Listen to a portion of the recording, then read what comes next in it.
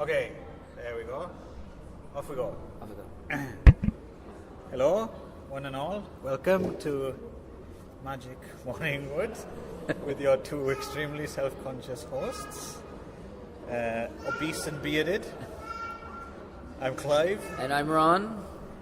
And this is our inaugural attempt, right? Yeah, at the podcast, yeah. So we're going to sound massively awkward. Yeah, we're just trying to figure stuff out, but hopefully... We are in public as well. Yes. We're at a coffee shop in Akihabara. So hopefully we'll relax into this as we go along. And Akihabara is in Tokyo, in case you didn't know that. Yeah. So bear with us. Yes. Right. So... Nothing like an apology to start it off, right? Yeah. This may never even see the light of day. Yeah, that's true. Yeah. And so, Clive, what are we going to work and talk about today? Well, Ron, thanks for asking. I think we're going to be talking about Basket Case. Oh, okay. The classic Basket Case movie from 1982? Yeah, I think made in 81, released in 82, yeah. Classic film? Well, I think so, yeah. Written, directed by Frank Henenlotter. Right. Shot in 16 millimeter film. And they blew it up to 35 yeah. Theatrical. So, when did you first see Basket Case? Do you remember, Ron? Let's see. Well, I first saw Basket Case, I guess I was in university. So this would have been in the early mid to late 90s, I guess. Okay, yeah. Mid to late 90s, so long time after it actually was released and it became a cult classic and whatever. So, but neither of us are of age to have seen it. Yeah. I think when it came out, I was 5, so I think. Right. It wasn't in my genre. Like it was like watching He-Man and Basket Case, right? So I saw it several years later when I was in university, and I sort of didn't get into horror movies until probably into high school. So I wasn't really into horror movies, but now it's like my favorite genre now. Right. So when I got to university, I met some friends, and we were all kind of into horror movies. And so kind of one of our things that we became friends over, is that we kind of would get together and watch horror movies and stuff. So I think one day we finally got together and decided to watch Basket Case. I don't know how we found it or who picked it or where this we... This was on video? This would have been in video, in video. It would not DVD at the time. It would have been like VHS at the time. And so we got it, and I'm pretty sure we watched it at my house. Because I remember all my friends being over, and I remember we all watching it, and I remember really enjoying it at first, anyway, so like the one memory that I have of watching it when I first saw it is the scene of just to let everyone know, of course, there's gonna be lots of spoilers. It's a spoiler podcast. Yeah. So if you have not seen Basket Case 1, 2, or 3, then please stop listening. Yeah. If you haven't already, of course. Yeah. I think we've lost. We've lost everybody. So if you, please go watch the movies if you want to, unless you don't care about being spoiled. Yeah. So anyway, we're not going to be gentler. It's not like it's a. There's a lot to spoil anyway. No, I think it's one of those movies. They are surprised. I suppose it is a bit of a surprise, but it's even if someone tells you what the surprise is, then it's still going to work. Exactly. Really, So it's sort of like it's more the journey than the destination. The destination. What's the opposite of a journey? The destination, right? Sitting down. Enjoying kind of thing. So I think, I mean, of course, it's like a very low budget, and of course, it's very like sometimes like unintentionally funny, unnecessarily funny, and but now I've seen like interviews with Frank Henenlotter, and maybe it was more intentionally funny than I expected it to be, because because he actually refers to it as a comedy, which I found was really interesting. So of course you're watching, you're thinking like, oh my god, that's so stupid, why would you do that? And it's like, and you're laughing, you're thinking it's like, oh, well, this is one of those bad horror movies, but actually I think he did most of that stuff on purpose. He was he's a very, very smart guy. Do you think it was the first time that you had seen something like that? Do you think up until then most of the stuff you've seen I think had been more conventional? Or no. I think I used to tell the story that the very, very first horror movie I ever saw, I think we talked about this before, but the very first horror movie I ever saw was Sleepaway Camp. Okay. Yeah. All It was right, I remember watching it when I was in, I guess, elementary school, and I went over to my friend's house for like a birthday party sleepover or something, and they decided to rent a horror movie, and I'd never seen a horror movie, and I wasn't allowed to watch horror movies at the time, and so I was kind of like, I don't know, and so they watched Sleepaway Camp, and I remember I was like terrified, and I couldn't sleep that night, and so and of course, if anyone's seen Sleepaway Camp, it's because it's like there's a killer at a sleepaway camp, and there's this kind of mysterious girl who doesn't talk, named Angela, and then at the end it turns out that Angela is a boy, and then she's like standing on the beach holding the original crying game. The severed head, and the very last line is like, "She's a guy." Dun, dun, dun. Yeah, like that. I can't actually remember. I know I've seen it, and I know I've seen it. I can't remember if I liked Sleepaway. The only like memory I have of it is being the very first horror movie I ever saw, and so just being terrified of it at the time. Of course, looking back on it, it was really, really terrible. I haven't gone. I need to go back and rewatch it, but I remember just thinking back on it that it was like, it must have been terrible. I mean, like just thinking of what. So I don't know. It could be in the same category as Basket Case, where it's so bad it's good kind of idea, right? I think I remember seeing Sleepaway Camp 2, I think. Oh, yeah. And that's a lot more a broad comedy. Which seems to be the general motion of these types of movies. Yes. When it happens with Basket Case, it happens with Evil Dead, it happens with, is that the more sequels they get, the more intentionally funny they get, kind of thing, right? So, but Sleepaway Camp must have enough of a following, because I remember there was 3 sequels, and then they were making a 4th one, which never got completed, but you can actually buy Sleepaway Camp for outtakes DVD. Yeah, so there's enough of a market for people to buy that, and they actually leftover dregs of a sequel that never got completed. I'm surprised it's going to get a reboot one of these days, I'm sure. Kind of, right. So, but anyway, so going back to my first experience with Basket Case, I remember my memory of it, in terms of the unintentionally funny, which I thought was unintentionally funny, is the scene where Dwayne goes to find Belial right after it's the flashback scene when they've just separated Belial, the Siamese twin from his side. Shall we go through? Shall we say what the movie's about? Sure. Yeah. Okay. Yeah. The boring summary part. Okay. Right. Yeah, the boring summary part, and then we can have a bit more context. So, okay. Yes. Yeah. Okay. Yeah. So it begins with a doctor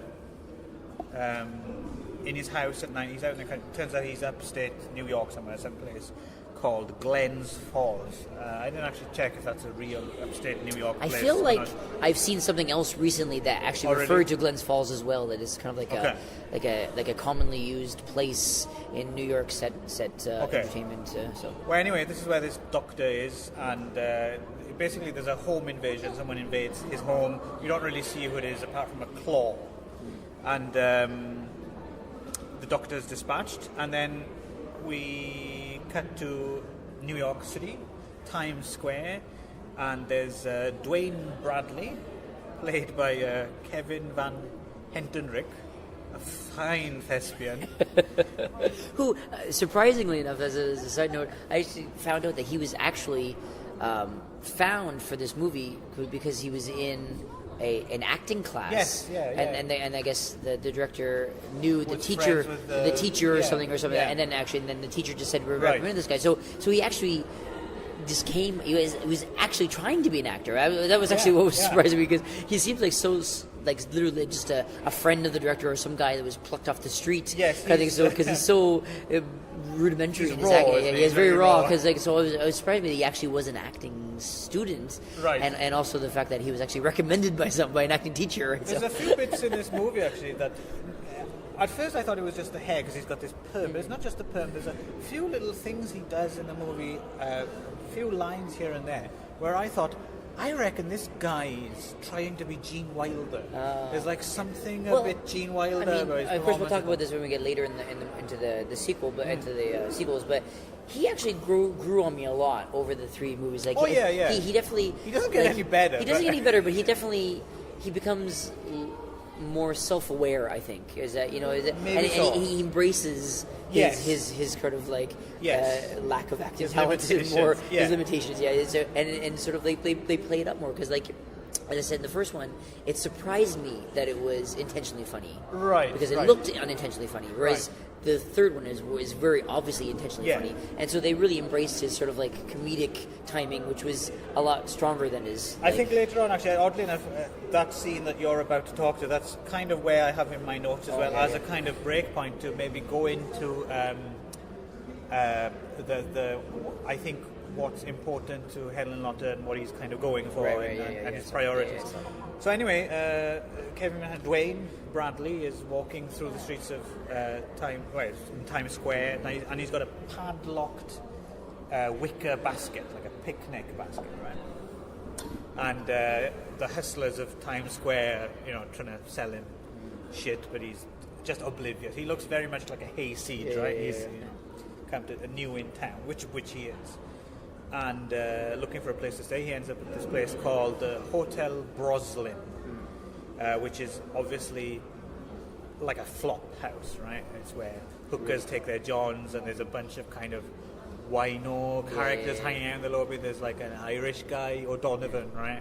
And which is, of course, a big part of like the mythos of the movie and stuff like that it was like 42nd Street, the old like which is the idea that it was like the Times Square used to be like that, like it was, now of course it's all like jumbotron and like flashy lights and like rich people and in stores and stuff and Virgin mega stores, whatever, but before like it was like literally like flop houses and hookers, like, so it's actually really, quite pathetic, really, I suppose.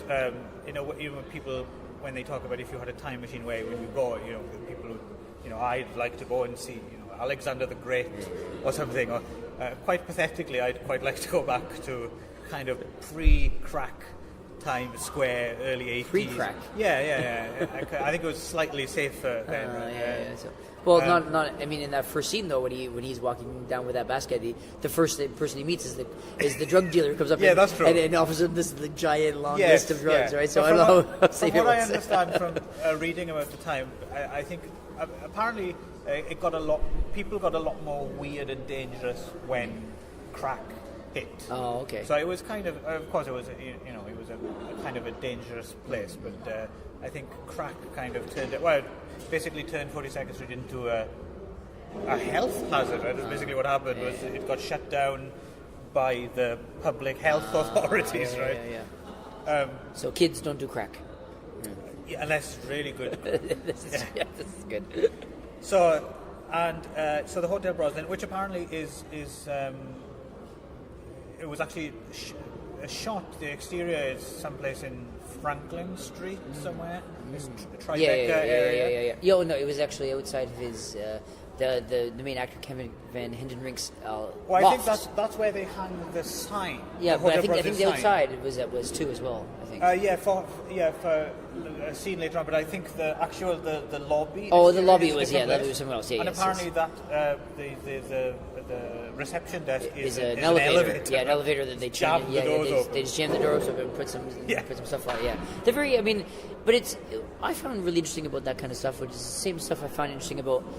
You asked about if it was the first time I saw a movie like that, and so I talked about Sleepaway Camp and Evil Dead, but these are like Sleepaway Camp maybe less so, but definitely Evil Dead was definitely like an explanation on how to make your own horror movie, kind of how to make your own and I think Basket Case is very much that way. Case, I mean, love it or hate it, I mean, you got to give them props for like they wanted to make a movie and they did it, and they did it, and they did it on like there's $35,000 I think was the budget, and it was like back in the early 80s. I mean, it's really like shows you that you can do it too, right? Like it's really like it was very inspirational I think in that so. way, yes. And to be fair as well, I mean, I don't think creative. I mean, using an elevator as a lobby is you wouldn't guess. I think. I mean, if you were going into this movie cold without two assholes yabbering at you about it first, you wouldn't. I don't think you'd guess that there was. I mean, the interior of the hotel are sets, and I have to admit, watching it again on I don't know if you watched the Blu-ray. Image Entertainment put out a Blu-ray. Looks great. I would highly recommend the new Blu-ray. And you can kind of see the walls shaking and stuff. Yeah. But like I said, they were canvas actually. Yeah, so. But it's a fairly convincing illusion. I mean, I would believe it was the real. I remember when I first saw the movie, not thinking anything of the set, right. that I remember it being very dark and dingy, and like I can't believe a doctor has his office that looks like this. That looks like it's like the lowest budget doctor ever. Some of the doctors. We'll get to that anyway. But I remember like not thinking that it was out of place, or that it was like that doesn't look like a real place. No, somehow a bit. I think that key to it is consistency. It has a consistency of vision, right? Absolutely, so if everything else looked right, but like one doctor's office was in a basement, you'd think, hang on a minute, but it's all it's all like that. It's all kind of weird, So Dwayne, he rents a room at this flop house, and he goes up to his room and starts feeding meat.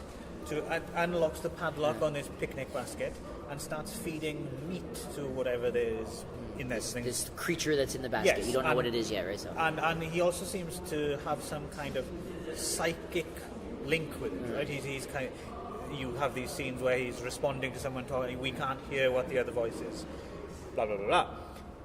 And so as we had this doctor dying previously, so getting back on track, they seem to be talking about tracking down other doctors. So they're tracking down doctors for some reason we don't really know yet. And as the story progresses, Dwayne and the basket and the thing in the basket go to another doctor. They go to some clinic, and the receptionist, actress called Terry Susan Smith,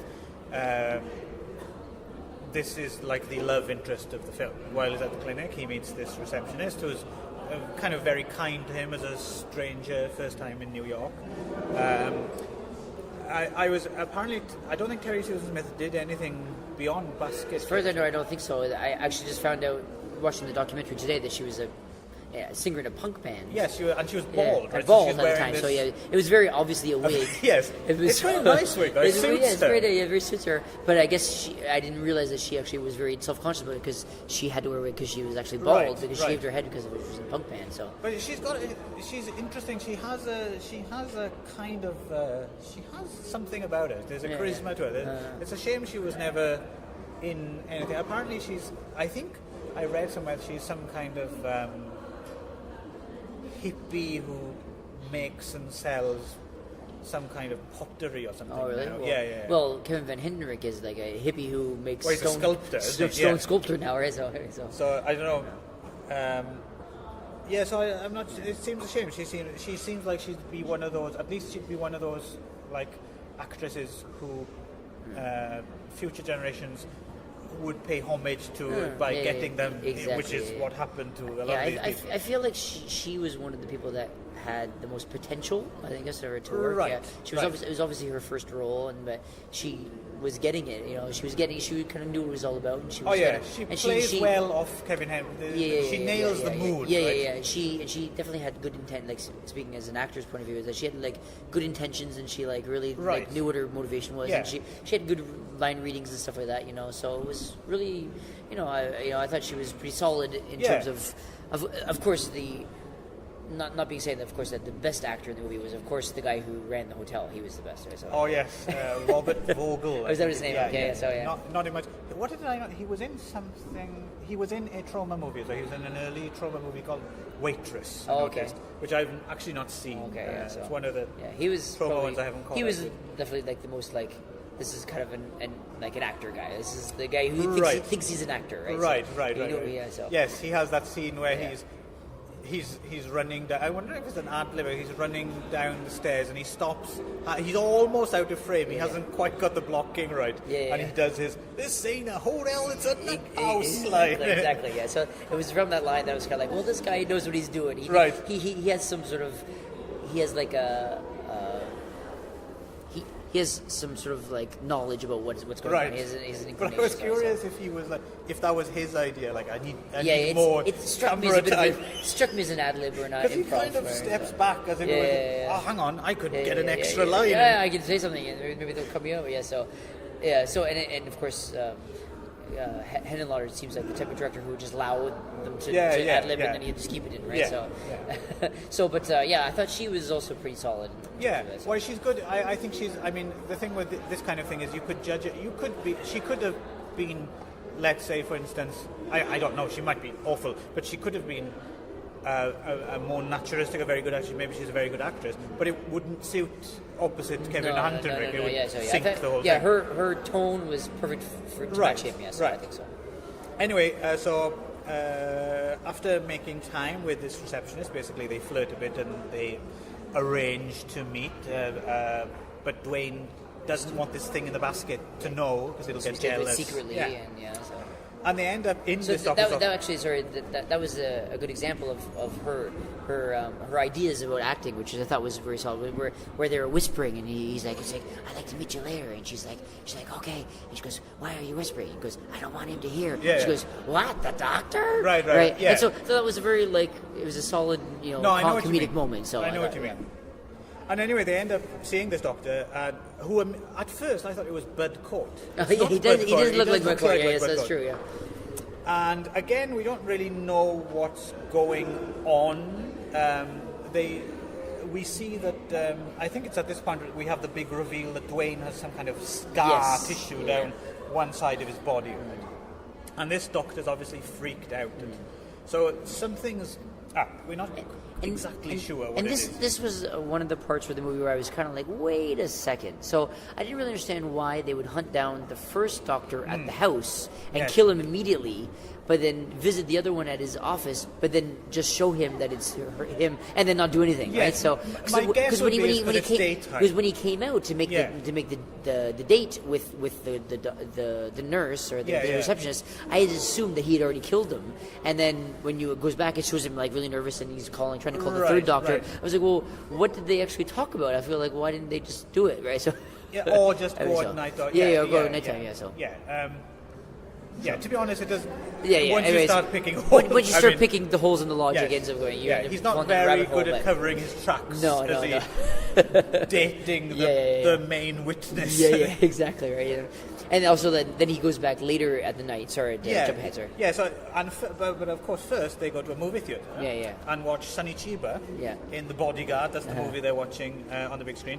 And I'm not sure if they shot this in a 42nd Street theatre or not. But again, going back to that, you have the vibe of there's like some junkies nodding out behind him or whatever. And there's some guy waiting for him to fall asleep, steals the basket, goes to this horrible 42nd Street men's room, and something in the basket scares the shit out of him. And like you said, then it's time to go back to the doctor, right? In the night, everyone else has gone home, so it's just Bud Cort lookalike by himself. Which was again the next stretch. It was like, well, I thought he would be dead already. I don't know why they. So then, then now they have to go back and visit him like after hours. I was like, why is he just sitting in his office by himself? Why give him the time to warn all the other doctors? And so how did he even know that he was even going to be there after hours, right? Because usually most doctors, as soon as they're finished, they go home, right? So that was kind of like that's where the logic started to stretch. I mean, not that it was a particularly logical movie in the first. This is sort of like you had to. A lot more suspension of disbelief by this point, right? So, and this is our big reveal, because this is when we see the star of the show, really, Belial, who I suppose we might as well just get it over with here. It gradually comes out as you watch the movie, but basically the story is, and it's actually a pretty interesting idea, and maybe not as original as we might think, as we'll discuss later. So basically, Belial, which is the thing that he carries around the basket, which is kind of, at some point he calls him a squashed octopus. Which kind of, I don't know if that's a good description or not. I don't think so. It's kind of like a stunted mound of flesh. It's like a upper torso and head squeezed in, squished together with two arms, a couple of arms. There's no legs or. And he's got teeth, fangs, and he's got eyes that light up. Sharp teeth. But the eyes light up only. We want to talk about the eyes that light up a little bit later. Light up, they only light up 2 times. And, and they're very. So anyway, we'll talk about that later. Batteries or something. Anyway, So yeah, it's a lump of flesh with arms and fat, but it's kind of it's actually quite a cool creation. Yeah. Belial is, even though it's oddly nondescript, it's very iconic, and I think almost everyone who, even if they don't like, I think everyone loves Belial. There's something cool about Belial. Yeah. I mean, well, he's the monster, right? I mean, he's the movie monster, but right? So particularly, I can't think of any other monster that's like Belial. No, yeah. I mean, you can think of like other types of. I mean, you could lump him in with like sort of like ghoulies or like the anything like the troll, or what's the what's the one with the with Warwick Davis when he was the Leprechaun or so. Yeah, so like those, like, you can put him in with like those little like the idea that it's small. Small and kind of ugly, but like so murderous intent. Apologies to Warwick Davis. Yeah, sorry, no. You're a good-looking fella. Well, in the movie, of course, I would say. Yeah. But that's the idea, is that it's sort of like this small, ugly, evil thing that kind of kills things, right? Kind of thing. It's kind of in that kind of idea, kind of thing. But definitely being the deformed brother is kind of. You just reminded me, sorry, we're going to be doing this a lot. Digression City, here we come. Yeah. I hadn't heard of this movie before. A couple of years ago. Vern Troyer played like a killer gnome in the film. Okay. Do you know what the title? It's actually got a few titles. But the best one is. A few titles? Yeah, they retitled. I guess it wasn't very successful. But the best one is Gnome Alone. I haven't seen it, but sounds. Anyway. I'm surprised that didn't get more popular. I would have seen that. Yeah. Anyway. So yeah, Belial. A thing with Belial is as well is. Everyone. There's nothing zany or likable. He's just a grumpy little shit. He's horrible. He doesn't speak. He just grunts. He's horrible. He's so selfish. Yeah, selfish. Yeah. But I love him. Yeah. I want one at home. I want from part 3. I want one of the baby Belials just to it's just a cuddle at home. I'm surprised if this was a movie that kind of was released today, I'm sure they would have like marketing up the wazoo. They'd be like little stuffed Belials you could buy in the stores. Little eraser pencil tops, with like a little, put them on the end of your pencil with little arms. I was watching this little short, we'll talk about a little bit later, called In Search of Hotel Breslin, and apparently here in Japan, for basket case 2 or 3, you could get little light-up Belials. Oh, really? Yeah. Oh, wow. So I'd quite like to find one. Yeah, find one, get my hands on that one, though. So Belial, made by this guy called Kevin Haney, who designed it, shuffle papers, newsreader style. So this guy, I think he was pretty early on in his career. He's a protege of Dick Smith, I think, and apparently... Which is a very funny name. Dick Smith. Yeah, it is. Dick Smith. It is hilarious. And a great effects guy who died last year. Or the year did he? before, Okay. I think.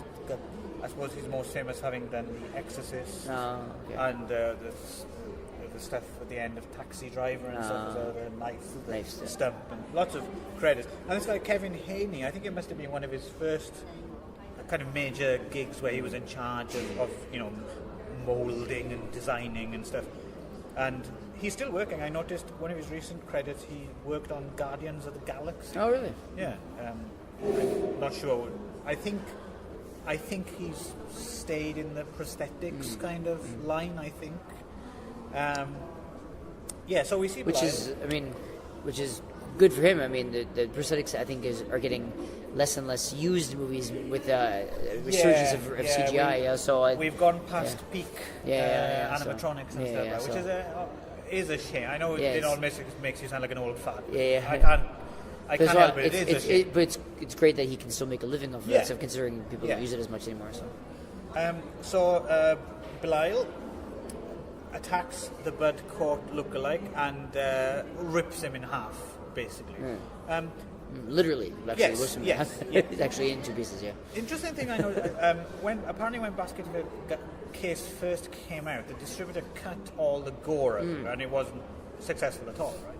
Until they reinstated the gore. But I don't know if it's just kind of too many years of jaded gore since then. But watching Basket Case Uncut, it doesn't strike me as a massively gory film. Yeah, so yeah. Maybe for 81 it must have been, but I don't know. I mean, because Evil Dead had just come out. I would consider Evil Dead a lot more gory. But I kind of understand. There's something, even though it's not, it doesn't leave a bad taste in the mouth. I think there's something kind of nasty about the. Maybe it's something to do with the kind of dingy, because everything's dingy and dirty movie. It just feels kind of. Like if you want to take a shower after. So it's kind of the mixture of sleaze and gore. Sleaze, I think it's it. So, but I'm really curious because I only saw like the regular uncut version, and so because I think that's all you can get these days. I think so. Most of the time, So I don't even know how they would even have known that the Doctor was dead because the only image was him like cut in half. Yes. So how would they even have done that with a cut version? I don't know because clearly. The most difficult thing to do with these, it's the easiest to do is before and after. Yeah. To actually show an effect being done in time. That's a lot of hard work. So, I mean, she kind of, Belial, I believe, just puts his hands kind of in his stomach and then just kind of rips in and then he ends up using two parts. Or you see a claw there's no shot in there that I can remember that was didn't have gore in it. So I don't even know how it would have been cut, right? So I can kind of see why it makes sense. It wouldn't have been a hit word of mouth. Because it would just be, what the fuck happened? What just happened? Where's the Doctor? Right? So I haven't seen that version myself, but I can't imagine how that would work. So there's 2 dead Doctors down, and I think we were halfway through explaining actually what they were. We got sidetracked. So basically, Belial is Dwayne's deformed twin brother who was never properly fully formed. He just kind of stuck out of the side of Dwayne like a Siamese twin. He just got straight but out. They're not Oriental. Which is a joke for the movie. We're not that clever. No, we never or racist. No. Well, we are, but we're trying to keep it on the low. Keep it on the deal. Surrounded by Don't tell anyone. Here. They're everywhere. Anyway, I'll be able to cut these out. Sure, okay. So he goes on his date the next day with the receptionist, with Terry Susan Smith, and while he's away, Belial, he leaves Belial in the Flophouse hotel room with a television set and a newspaper in case he gets bored of the TV. And he's given him his breakfast of raw meat and sausages and stuff, and he leaves him alone with the TV and he goes out for his date. And things are going well and they start kissing, and then Dwayne gets this, like a psychic pain in his head because he has a connection with Belial, and Belial is, I guess, massively jealous that Dwayne has a girlfriend and he doesn't, and I guess that also that Dwayne doesn't live in a basket and isn't a freak. I would imagine most things about Dwayne rub him the wrong way. Right. And because Belial is, as we established, selfish and... Yes, he's a mean little thing. We love him. And he has a freak out. So he basically freaks out and trashes the hotel room. And this is when we get a bit of stop-motion animation. So now, I've listened to other people talk about this movie, and people always shoot down or disparaging of the stop-motion, but I loved it. I thought I loved that part. Yes, it fits the movie perfectly. It really does, and especially even just today I saw the documentary about it, like in the interview with Henenlotter, and that he put it really in a context that I didn't understand before, because because I think the problem is it seems out of place because it comes out of nowhere and all of a sudden there's this stop motion in the middle of it. It's not a stop motion movie. It's not a stop motion, and it's just this one like two parts where they suddenly there's stop motion to make a movie. But you're not prepped for it. Like if you go and see like a Sinbad movie or just you expect it. It's Harryhausen and everything. And then the other thing was that it was another part which was going in uninitiated, you assume that it's unintentionally funny. That it's like, oh, this is really funny that he's. Right. But actually, it was meant to be funny. It was, so that was where I put it into context. Was that Henenlotter actually chose the funny part and put it in to increase the comedy. So he actually was doing it on purpose for be funny. So I think we'll get to this more again later. Yeah. But I think Henenlotter has got quite a good sense of, again, this kind of continuity of. I think it's not that he doesn't, because he says himself. To be honest, he's probably harsher on himself than anyone else. Like he says of the stop motion, he says like he just doesn't have the patience at all. Right? Well, he's like the first shot, he's like really gently, and then he goes over and clicks and comes back, and then by the third shot, he's like moving in with his foot. And then when he finally finished that scene, he just he hated it so much he threw it across the room and left there for months. And then it was only many months later where he said, okay, well, this part is a little bit funny. I can put it back in because it's funny and increases the comedy. So he did it totally intentionally. And I've had this experience myself with filming something which doesn't work, and then you just need a bit of time to reflect on it, and you think, okay, I can kind of use that if I do something different with it, or use it in a creative way. So I think he's fully aware of everything that he's put in his movie. So you have this, and again, it's not that bad. It's not that. I've actually seen worse stuff. Of course. To be honest, I mean. The Evil Dead, for example, the finale, incredibly well done, don't get me wrong, but when it goes into stop motion and everything's very plasticine, I mean, you can clearly see, like, fingerprints of the... But again, it works in context, right? There's, I think that's a problem nowadays, maybe, is filmmakers tend to prefer the gloss and the sheen of like CGI and digital, but the character is lost. I'd rather see something that looked a little bit hokey, but had character. And also I like to see like the work behind it. You know, I mean, obviously, I mean, I know how much work it takes to do a stop motion, even if it's just 10 seconds worth. You know, it takes like ages and ages and ages just to do 10 seconds worth of film. You know, and I appreciate it more that the work that was put into the scene, rather than a guy sitting at a computer, right? Yeah, because even top end, I mean, not to compare it to the amazing work of Ray Harryhausen, for example, but let's say you take Ray Harryhausen's stuff as the peak of that type of stuff.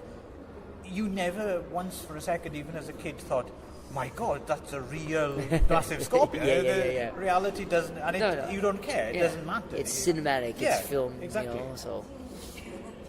Right, let's step down off our soapboxes. So he's trashed in the hotel room, and and he ends up. I think this is the one thing that I would say maybe doesn't work in Basket Case are the denizens of this Flophouse hotel. I guess they're supposed to be like comic relief, a bit of a Greek chorus. Yes, they are. But for a start, there's actually quite a lot of them. There's too many of them. Throughout the course of the movie, there's actually a bunch of people you only ever see like once, so you never get to know their character apart from. But I get the feeling that was because of the way he filmed it, which is they filmed it over months. Yes, I think so. And so it was sort of like they just took whoever was there, right? So exactly. I think is the idea. So I think that stuff. I mean, doesn't really work. I mean, it's not funny or anything. No. But it's okay. It doesn't really matter. It doesn't need to. I mean, it's by this point in the movie, you've had the reveal of Belial. It's so strange that I think that if you're going to go with it, you're going to go with it at this point. Right? You're going to watch this thing through to the end. Right. I can't imagine anyone who's got this far turning it off. It's like you're kind of committed. You're in it now. So you know what you're watching. Kind of. So I mean, going again with the stretches of logic. This is the thing that bothered me about this scene, which is that first of all they get there and then they just charge into this guy's room, right? Yeah. So Belial's making this huge, big enough of a racket that the other people in the hotel. And so they go up and they get the guy and he opens the hotel owner opens the door and they barge into the room and they look around and there's a huge mess and there's a big giant basket sitting on on the desk, and then they're like, oh, the guy's gone. He couldn't be gone. He was supposed to come out here, but he didn't come out.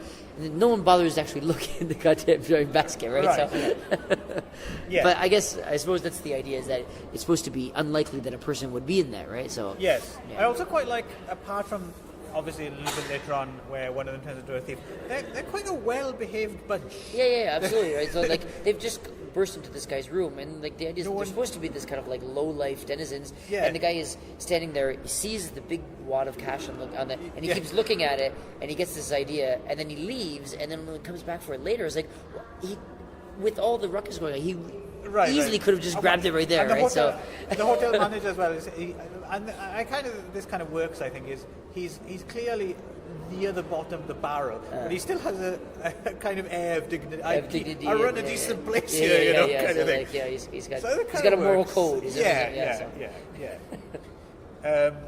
So, and the other big character who we've seen her earlier. That's right, but he's also not too moral that he won't just barge into some random guy's room. Right. But he's so moral that he won't let anyone steal stuff from him. Yeah. Right? I'm not running a hotel. I'm running in that house.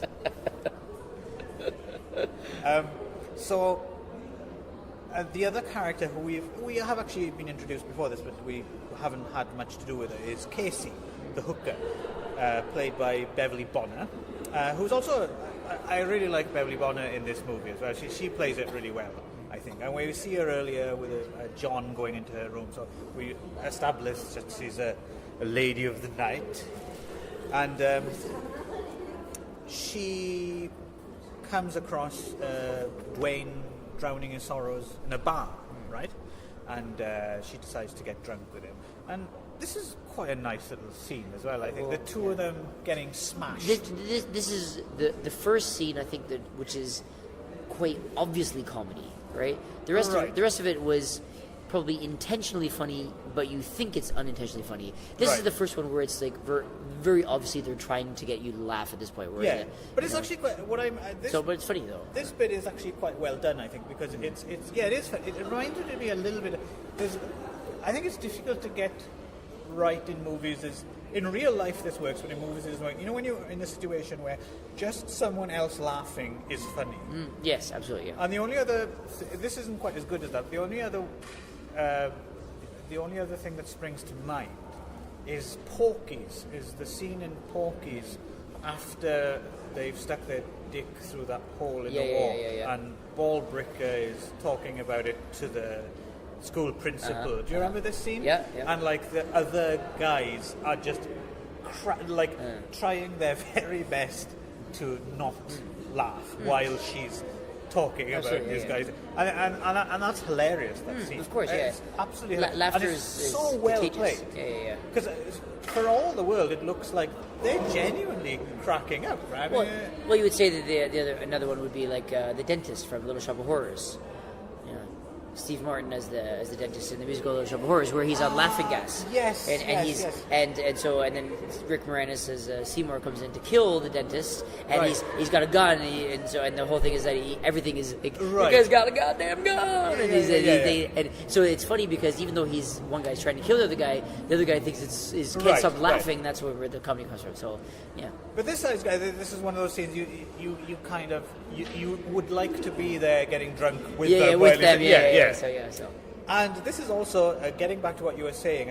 I think this is, for me, this is the sequence because he's drunk, so he opens up to Casey, and he basically, this is where we get the explanation the backstory, and we have a flashback. And I think this, for me, this is the heart of the centerpiece of the film. This is where it gets really good. This is the bit I always remembered years after first. I didn't tell you about when I first saw it. I'll get to that. Okay.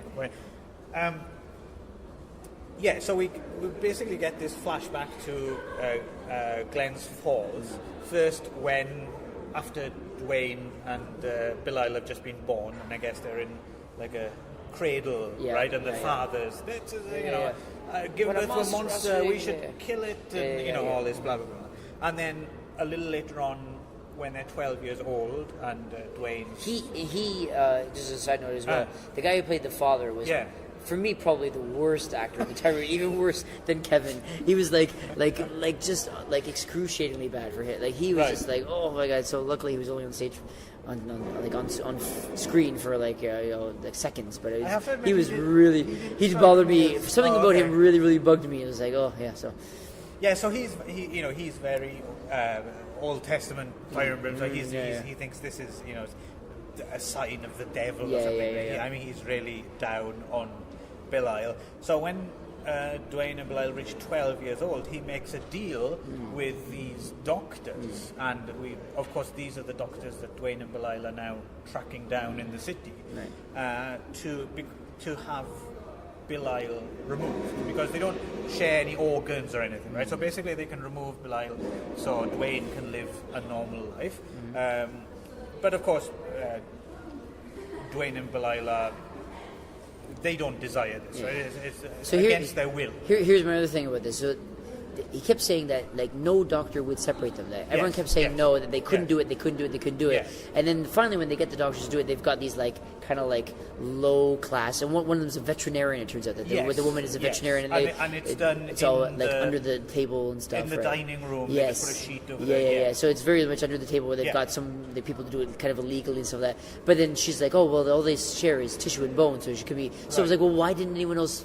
Why couldn't any of the other doctors do it? Because he kept saying they couldn't do it, but there's no organs being shared. That was very. I was like, But this whole sequence, I mean, because this is when you see as well Dwayne as a young man with Belial sticking out of a hole in his pajamas, and you get the whole operating scene, and just the fact that this part is played dead straight. So there's like no comedy at all, not even a little bit. So, again, I don't know if that's necessarily true. It's supposed. What I mean is, it's not played comedic. Yeah, but again, there's several parts in this sequence that made me laugh out loud. But again, I wasn't sure if they were supposed to or not. So again, the whole movie, like looking back on it, like there's the parts like, for example, in the bar, which was very obviously meant for comedy. But there's so many other things where like I was like, am I supposed to be laughing at this? And I just don't know. This is why I think this whole thing, and then through to after they're separated, and Belial's thrown out in the trash. It's actually a quite mean thing. They don't, they actually just throw him out next to the garbage in front of the house, and Dwayne gets a psychic call, and he goes and rescues him. So this is actually where I was getting to with my story with the first time I saw this, which was exactly that scene where he's in the garbage.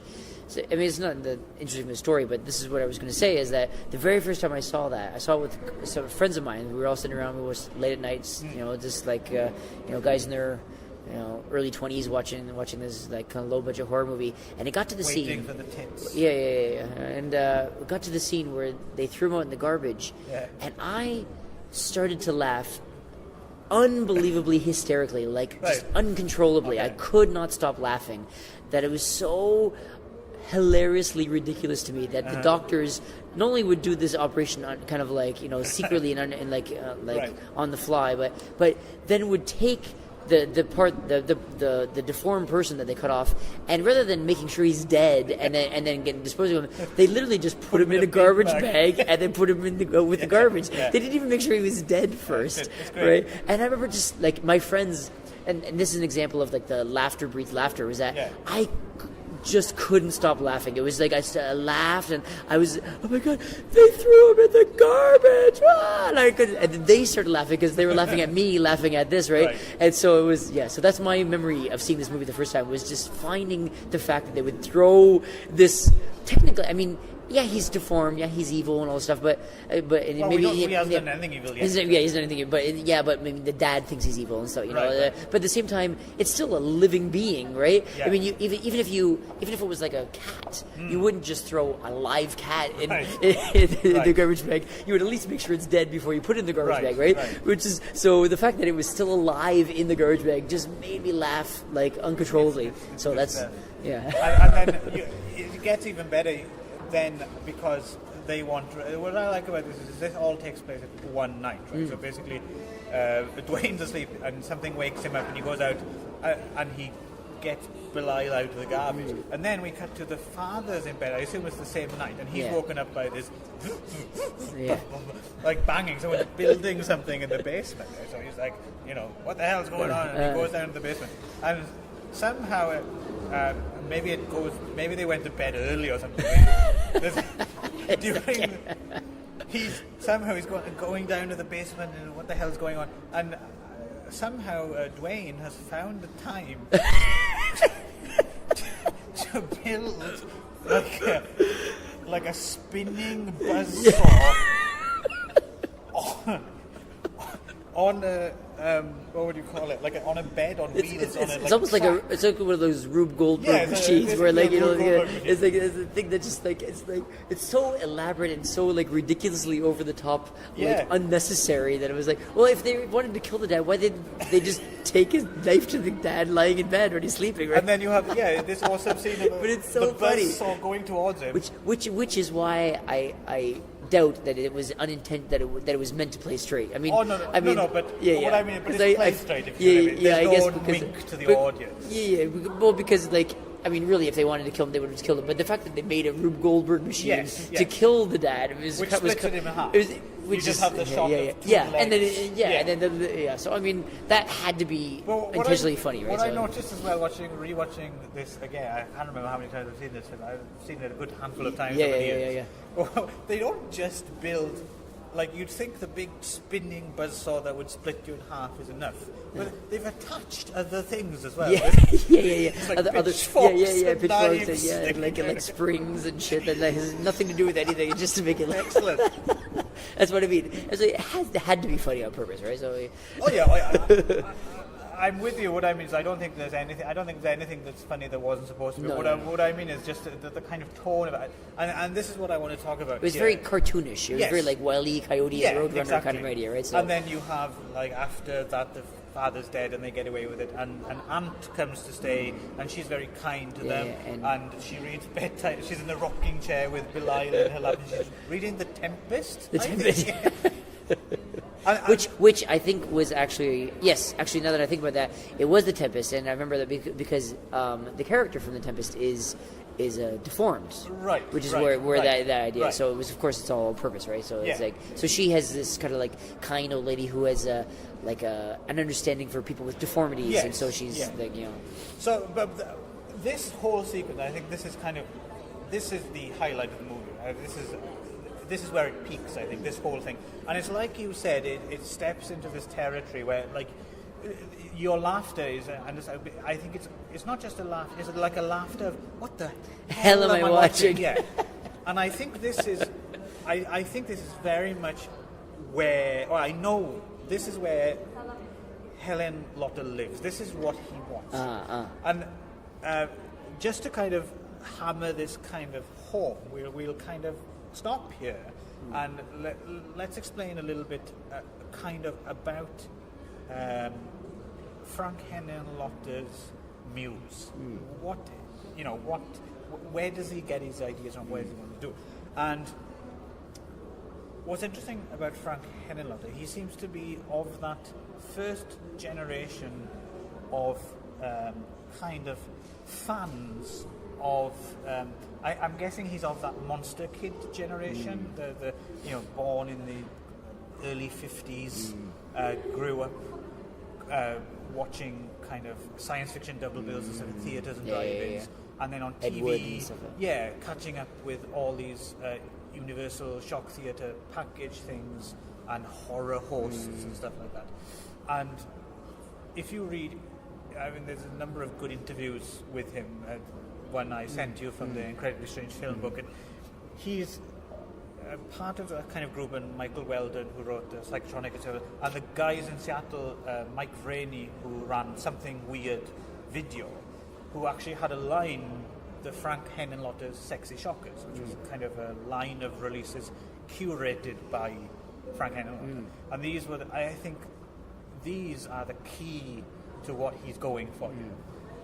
He's looking, I think, for what he really loves is these 50s, 60s, 70s kind of that golden era of exploitation film, like micro budget exploitation films, which just went into the weirdest territories, either because they didn't have any money, or because the filmmaking was inept, or just because people were just throwing everything in the kitchen sink into these movies, and you get these really bizarre hybrids.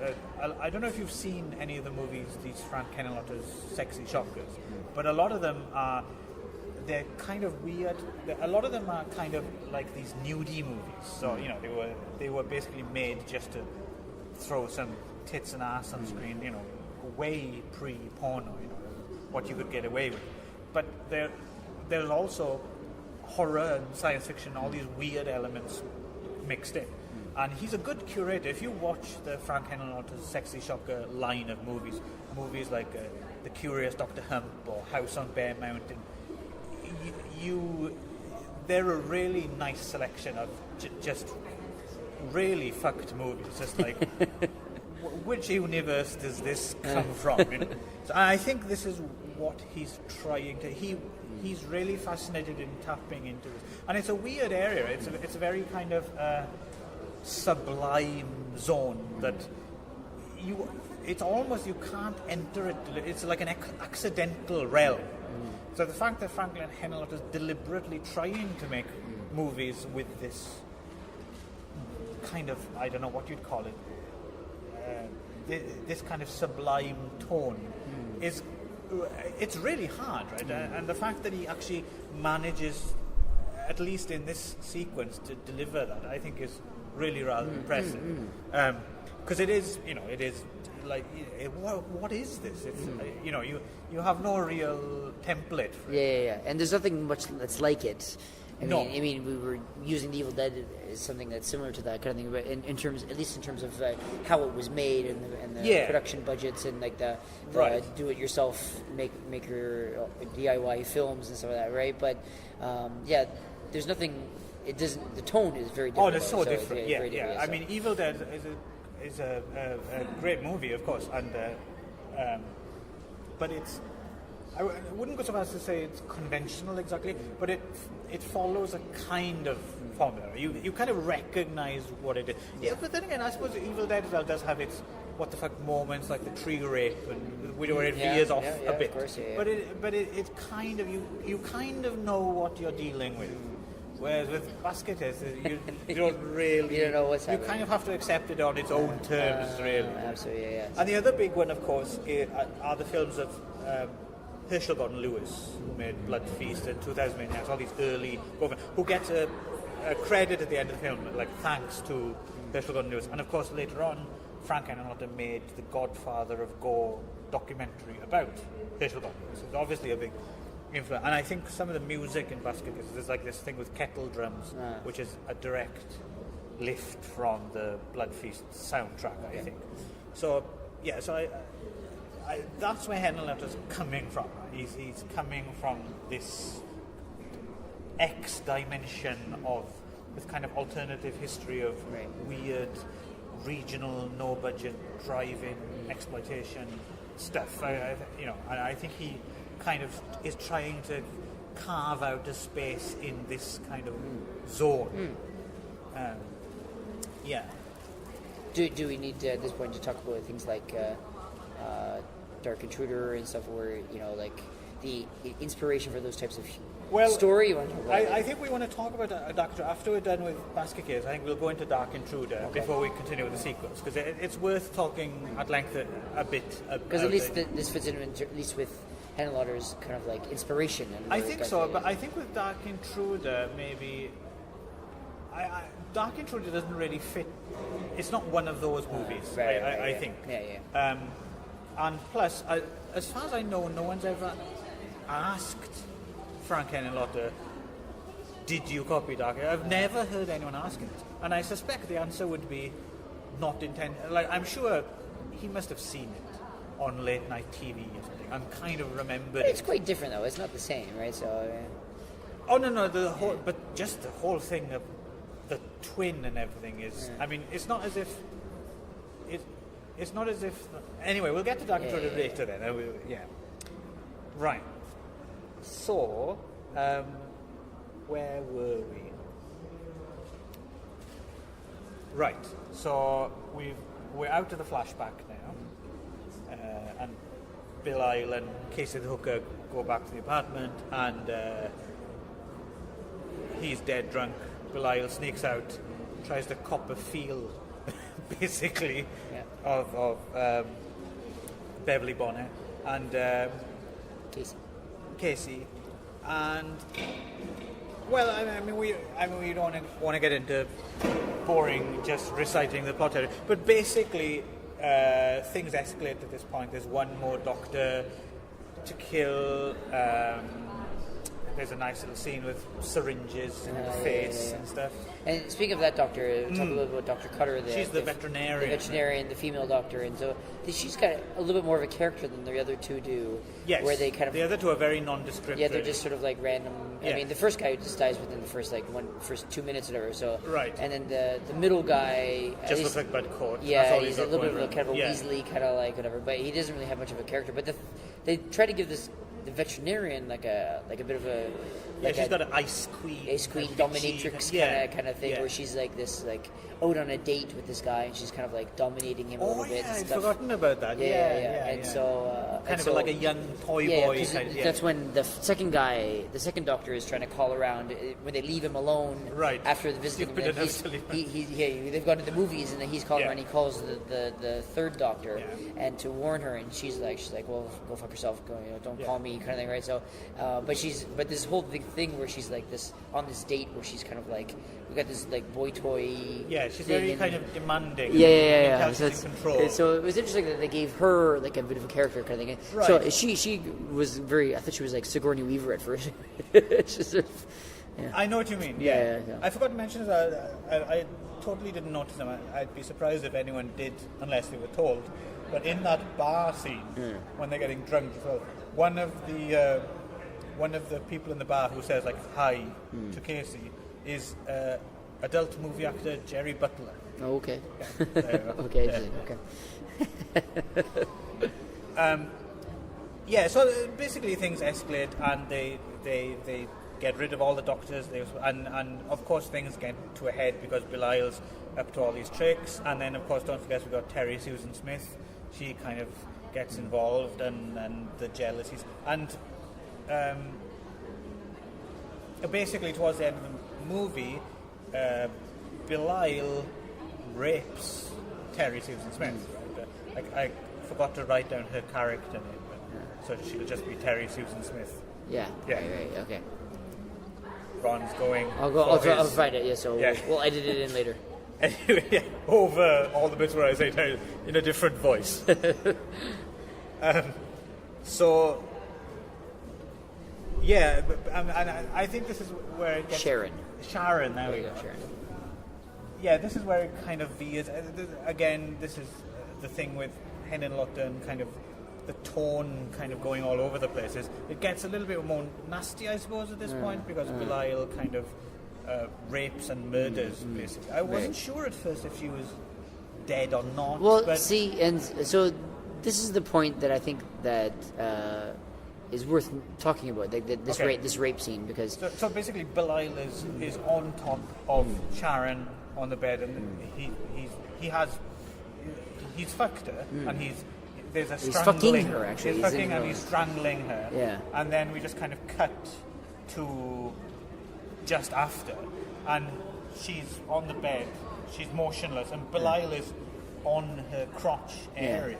I think he's still fucking her, though. I don't think they've stopped. I think they were, and then when Dwayne comes in, I think he rips him off in the middle of still fucking her, because he's still like having some sort of like pushing motion, right? I guess. I don't know. He's just, so I think that was the idea. And so anyway, he's going for another necrophilic. Maybe it could be. I don't know. Sloppy seconds. But anyway, the point was that apparently this scene was what caused Henenlotter. The big problem was apparently a lot of his crew wanted to walk off the set. Yeah, we should point out that when Dwayne lifts Belial off, her entire pubic area is soaked in blood. Yeah. So is the bottom of Belial, right? So so it looks. I'm not exactly sure what's happened. Here's the thing: is that I wanted to talk about this was that So apparently this caused a lot of problems with his crew. That he had a lot of problems with some of his crew. Didn't really like him, or they didn't get along, or didn't do what he wanted to do. Because the film's being made piecemeal with, whenever they have people, some more budget. So and he and the camera operator apparently didn't get along, and then they kept second guessing him and some of that. And so apparently a bunch of people wanted to walk off the movie at this point because they thought it was just so disgusting, and so they were so outraged by this image of like this thing being raped and her having blood on her crotch. Yes.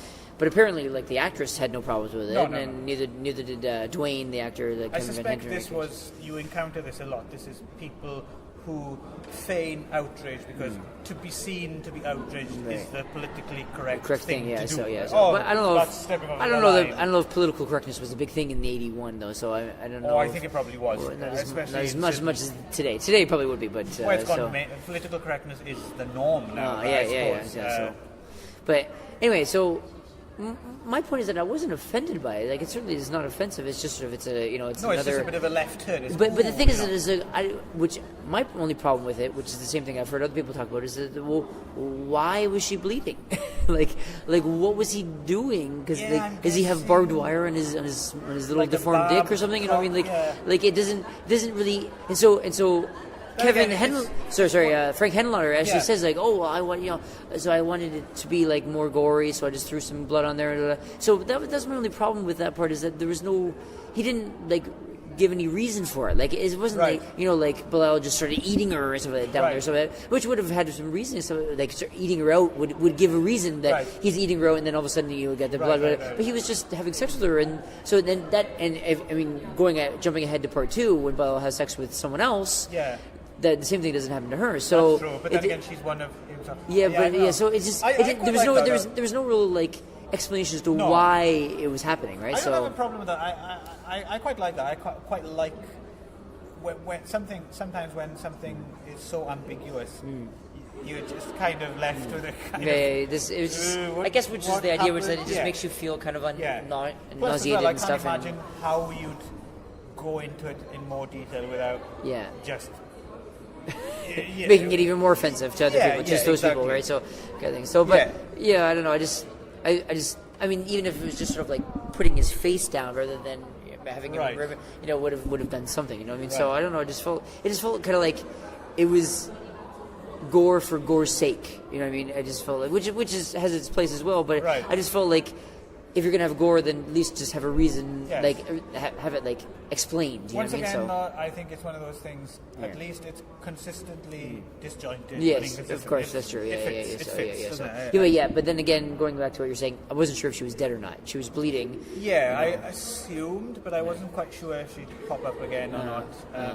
And then Dwayne freaks out. Bilal, they go back to this flop house, and that's where we basically get into everything escalates. There's an argument, all the other people in the hotel, and you get the King Kong ending basically, right? Bilal and Dwayne falling out. They fall out the window of the hotel, hanging from the fire escape. A crowd underneath. Oh, look at that! And Bilal, of course, is holding on, and then with one hand onto the railing and one hand onto his brother's neck. And so it's basically sort of like this kind of choice between killing himself and his brother, or you're killing just his brother or killing himself, and sort of like can I live without my brother kind of idea, which is I thought it was very poetic, kind of like bittersweet ending. I thought it was very it's perfect. I thought it fit really well. So which is. And as much as I mean, we'll get to the sequels. As much as I enjoyed the sequels, the downside of having a sequels is that it kind of ruined that ending for me, because it was sort of like, you know what I mean? Like it sort of felt like it had it was a message there. Like there was I mean, Belial, of course, as much as like a grumpy little ball of garbage as he is, right? He had this kind of inner conflict, that's sort of like real Shakespearean, choosing, I can't live without you, so it's both of us, or so it was real, and it was real choosing between your brother and choosing between yourself kind of idea, it's almost like kind of, I thought it was really, I hate you but I love you, this sort of love hate, I hate you but I can't live without you kind of idea, which I thought was really this little plastic thing that just walks around and just grunts all the time. It had a real strong depth of character that I thought really added a lot to it. His eyes have lighted up by this point. Yeah, of course, which we have to get back to, kind of thing, right? But at the same time, well, it's something I just wanted to talk about that too. Okay. But so that's the thing, is that it is so the fact that it really it elevated the movie a little bit more to me by having that real tragic ending. And clearly they are supposed to be dead. Yes. Ken Lotter's speaking about the sequels. He hadn't intended. He intended it, and when people brought up the idea of doing a sequel, he was like, "Well, they're dead, right?" Yeah, kind of thing. So, which is fair enough, kind of thing. So, which is why I kind of, as much as I enjoyed watching the sequels, I kind of it. Kind of ruins that ending a little bit for me. Did forget to mention as well the dream sequence with the running naked, yes, through Tribeca, I guess. Right, yes, which is also apparently around the corner from his apartment, apartment. And clearly, genuinely running down the street naked yes, as well. Absolutely, yes, in the middle of the night, from one van to another. To another, apparently, yes, as you said. Again, it's just one of those things comes out of nowhere. Okay, but I mean, apparently the original idea was to have Belial running, but then they just I guess feasibly they couldn't do it because they couldn't get him to. No. I guess they could have put him on a string and just pulled him along or something. But I'm kind of glad they didn't push that. But not even that. I actually thought it looked a lot better. The choice of having Dwayne do it. It makes more sense, and it really, because he's imagining his freedom. I guess that's what I got out of it. What I got out of it was that it was Belial actually running to Sharon's house, and that it was the psychic connection. That's what I was at. That he's actually doing the running, and then but Dwayne's psychic connection is imagining that it's him as well, and that's how he knows where he was. Could be. Well, that's what I had always gotten from it, and of course Belial doesn't wear clothes. That's why he was naked, right? So that's why Dwayne was imagining himself as naked because he was sort of in Belial's head. Doing that experience at the same time. I just had it as a kind of more generic, just kind of he had a dream of finally being free of Belial. Oh, really? I never thought about that. I just assumed it. I'd always looked at it from that it was the psychic link and that it was Belial doing this, and so he knows what's going on because he's a sign of good art, right? You interpret it two ways, and so he's seeing through Belial's eyes. And then but they're basically the same person, right? So, yeah. They also did a pretty good job, I have to say, the bit where he's hanging from the sign. Because basically what they've done there is, apparently this was outside Kevin Van Henington-Drick's apartment, right, the fire escape. And the effects guy drove a van up to it and built a platform on top of the van for them to stand on, so they're level with the fire escape. And they attached him to the fire escape in a harness. And then drove off. And then just drove away. It looks really it looks good. Quite good. It looks good. Yeah, I mean, especially considering the budget and considering the time period. And you were saying earlier as well how it's inspirational to low budget filmmakers, and this is a good example because, in a way, you could say. Something that low-budget filmmakers worry about is the cop-out. For instance, you have them hanging, and then you have someone going, "Oh!" and then you have them hitting the floor. There's never them falling because that kind of shit is difficult to do safely and without the aid of expensive effects and money. Exactly, yeah. But the thing is, because the other stuff around it is so well done, you don't feel cheated. You don't cheat at all. Yeah, exactly. So here's a lesson to all you filmmakers: is even if you have to cut corners somewhere, as long as you make the stuff that you can do good, I think people will forgive. And never did I think, he didn't fall. Do you know what I mean? It occurred to me. And I'd say in this case, less is more, right?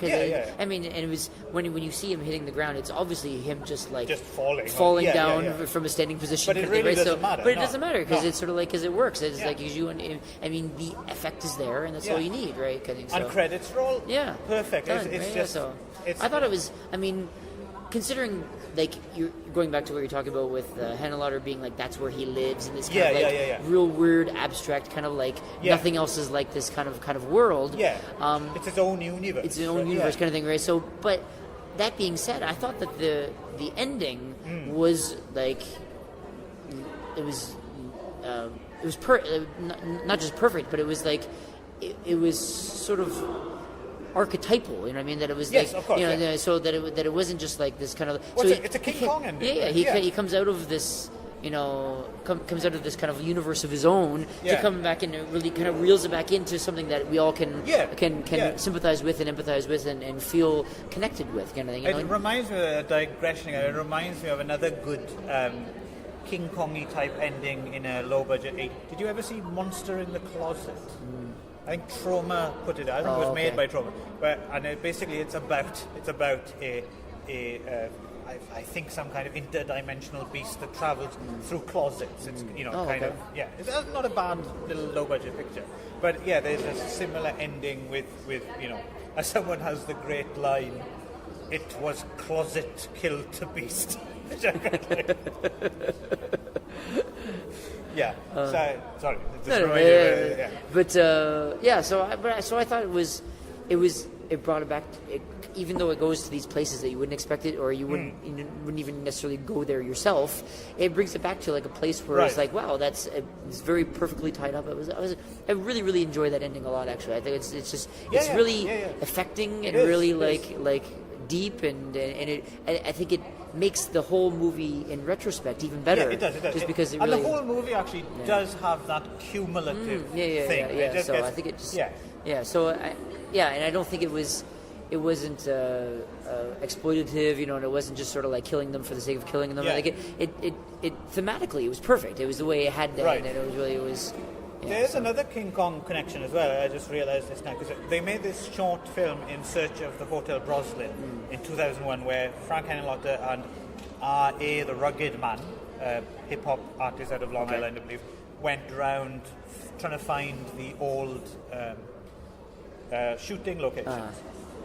And just down the road, actually, from Kevin Van Hendrick's old apartment, they talk about another location, which was where they shot parts of this movie, Bye Bye Monkey. I don't know if you've ever seen this. This Marco Ferreri movie. Okay. I've never actually seen Bye Bye Monkey. I've seen some of other Marco Ferreri movies. I've not seen Bye Bye Monkey. But it was made just after the Dino De Laurentiis King Kong remake. And it begins with a dead King Kong at the foot of the World Trade Center, and like a baby Kong. And apparently that was on this little dock. They just walked just down the street from that. And apparently that's where they filmed that. So there's like a odd connection. Oh wow, okay. But the best thing about that short, In Search of the Hotel Broslin, is they go to the place in Franklin Street where the elevator was, where they shot the lobby of the hotel, and someone else owns the building now, and it's all kind of gentrified, right? That kind of area. Of course, yeah. And R.A. the Rugged Man is quite intimidating. So Henenlotter kind of stays out and R.A. the Rugged Man's like, beep, and like, hello, hey, and he's saying like, we shot a movie here, and we want to come in and have a look at the, and I'm sorry, I don't own the building. Just press the button. What would you do if your mother? What do you do if your friend came over? And then eventually like, okay, let's not bother. Well, was the hip hop artist involved with the filming of the original movie, though? No, I don't think so. Why is he involved? I'm not sure what the connection. I think Frank Henenlotter may have made a music video or something for R.A. the Rugged Man. And I don't know much about R.A. the Rugged Man. I'm going to have to listen to his records. Judging by some of his track listings, he seems to be a fan of exploitation movies. And the other location is in the middle of this shot. They also go to another location which has nothing to do with it, and they just go, "This is the house that they filmed Lucio Fulci's The New York Ripper at." Just thought you'd want to know that. and R.A. the Rugged Man, while Frank Henenlotter is explaining this, he's going doing this Donald Duck voice, which makes sense if you've seen The New York Ripper. So clearly he's well versed in exploitation movies. Right. So anyway, I want to go back to the eyes lighting up thing. Oh yeah. I think this is a bit of a discussion question. So, so going back a little bit, we've kind of jumped past it kind of thing. But there's two parts where his eyes light up.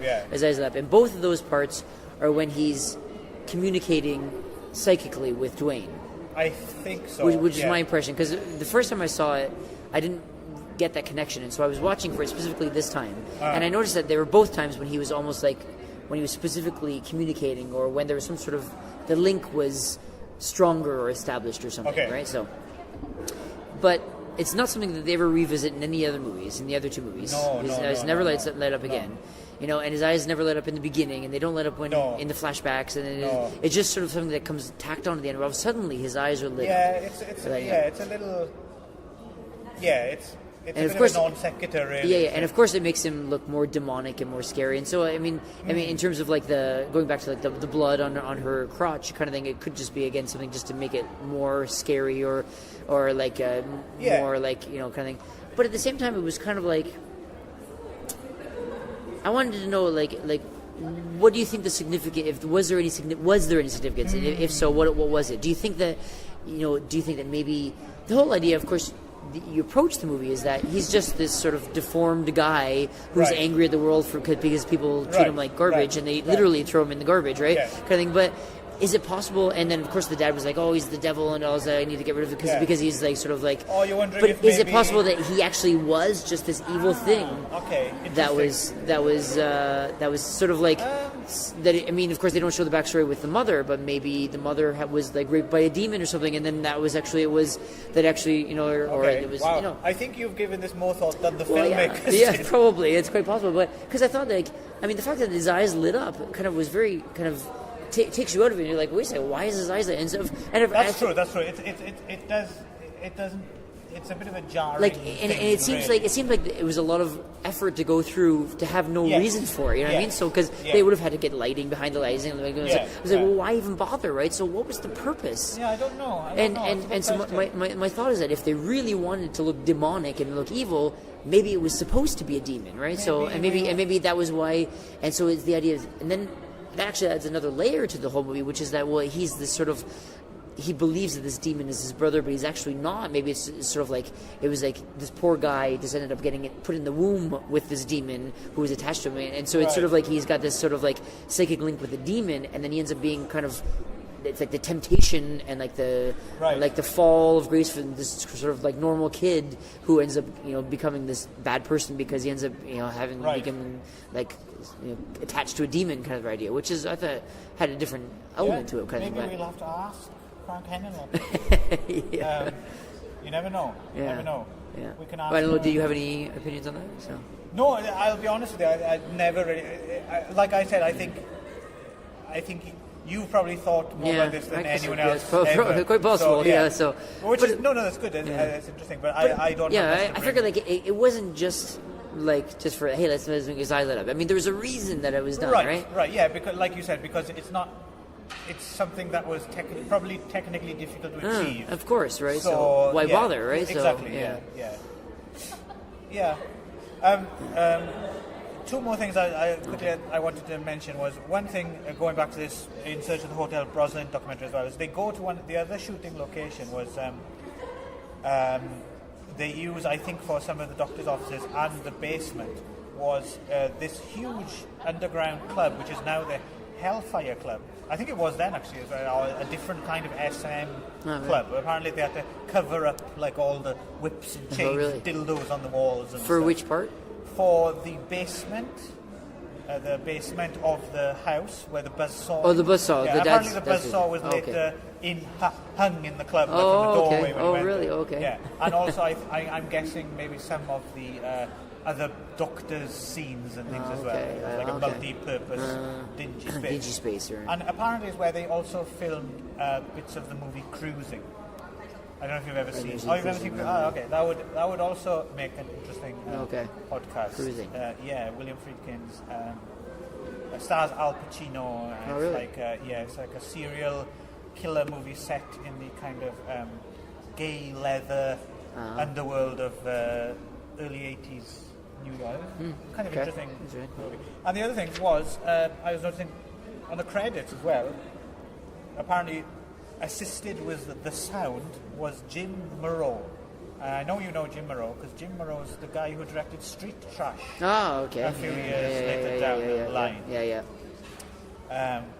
So that's kind of. But Street Trash also in the same kind of element or feel or genre as Basket Case. That probably deserves an episode. Street Trash is almost. I would say it's kind of. Unique because it belongs in that kind of New York independent trauma universe, but it's so much more well made than anything else of its type. Oh yeah, it's really classy compared to, for instance, trauma movies and stuff. The camera work and the effects, it's like a proper film, right? And then he doesn't really direct anything like that ever again. It's like a weird little, and so it's of that world and it's not of that world as well. I mean, the thing with street trash is that street trash.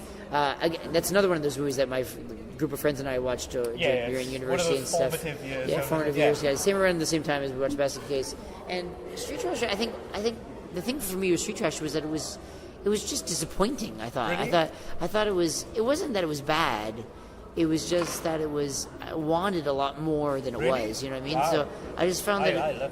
Really? I don't. What were you expecting? Well, I don't know. I just found that it was sort of like. I don't know. It was the. I'd have to go back and watch it again, but I just found like the melting just wasn't. It didn't really go anywhere. You know what I mean? I wanted more of it. Into it though? Do you remember what you? I don't remember what but I remember. I probably didn't expect anything. Some of my friends really liked that movie, and it became like kind of a long running joke for us, kind of thing, right? But I just was never was able to get into that one. I just felt like it was something missing for me. That it was never went as far as I wanted it to go. I think so. I might have to force you to watch it again. Yeah, I might do it again. But I remember like preparing for this podcast, I listened to another podcast talking about Basket Case. I don't recognize that the podcast Ron. This is the only one. But anyway, I do. And that podcast also talked about street trash, and they were reminding me of a lot of the because I hadn't seen it in so many years, and what they were saying about it was very similar to what I had been thinking about it, which was that it was just very disappointing, and that it wasn't as exciting or as good as it could have been. You know, that it was just sort of like it wasn't terrible. It wasn't like, oh god, this is terrible. It was just a little disappointing. It could have been better. You know what I mean? So. You know what time it is, Ron? What? It's time to urinate and get another coffee. All right. So we'll pause. Okay, we're back. Actually, while you're fiddling with your phone, I shall talk about when I first saw Basket Case. I think I first saw Basket Case also on VHS, and I must have picked it up in a town near where I lived. We had a store called a B-Wise, and B-Wise was kind of like a discount store, and they had loads of really cheap VHSs, like £5 videos, and they had a strange selection. It was mostly like, I would imagine, stuff that was public domain, a lot of older like Jackie Chan Kung Fu films dubbed into English and stuff like that. But they also had, I remember, oddly enough, like just when it was quite a new film, like it hadn't barely been in theatres, I remember B-Wise had, in the discount like £5, it had loads of copies of that Billy Crystal movie, Mr. Saturday Night. I remember they had loads of copies of that. Okay.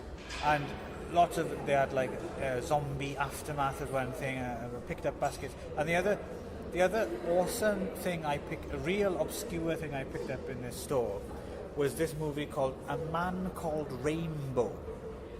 And A Man Called Rainbow is, some people had taken Sylvester Stallone's first starring role, this movie called Rebel from like the late 60s, and he plays some kind of Vietnam era draft dodging hippie or something. And they'd redubbed it like at some point, I guess in the mid to late 80s, after Sylvester Stallone had become famous. It's really, really, really, really childish. Okay. But it is kind of funny, especially if you're like high or drunk or something. I remember bringing that video around to a lot of kind of like movie watching parties where you'd get high or you know, and it was kind of in its element then. So of course they redubbed the Stallone characters like this mumbling guy, and everyone's like, What did you say? I don't understand anything you're saying. Yeah, that kind of thing. And it's all, you know, high voice, right? Yeah, and it's all kind of toilet humor. There's like these two cops. There's like this white cop and a black cop, and the black cop has been off looking around for clues or something, and he enters the frame, and where'd you go? I just had to take a dump like you wouldn't believe. That kind of level of humor. But it was kind of, it's pretty strange and very difficult to find. It's not... Man Called Rainbow. A Man Called Rainbow, yeah. I believe a friend of mine still has his copy, actually. Oh, really? Maybe I can get a copy for us to watch. It's quite tricky to find. I couldn't find any perfectly legal or illegal downloads or anything.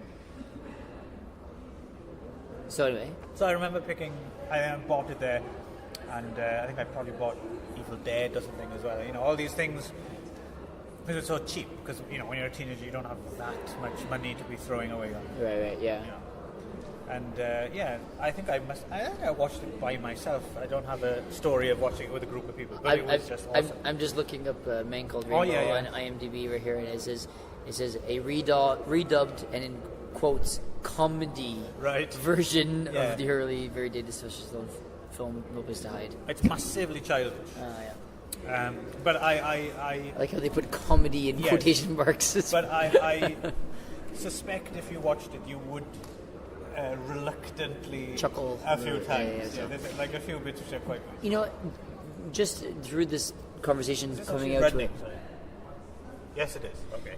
Just through this conversation, it's coming back to me that it's entirely possible, and I may have forgotten this, but it's entirely possible that first time that I watched it with my friends actually may have been my second time. Oh, really? And it actually may have been something that I watched on my own or I found somewhere else, and then I was the one that told my friends about it, and then I introduced it to them, which is entirely possible.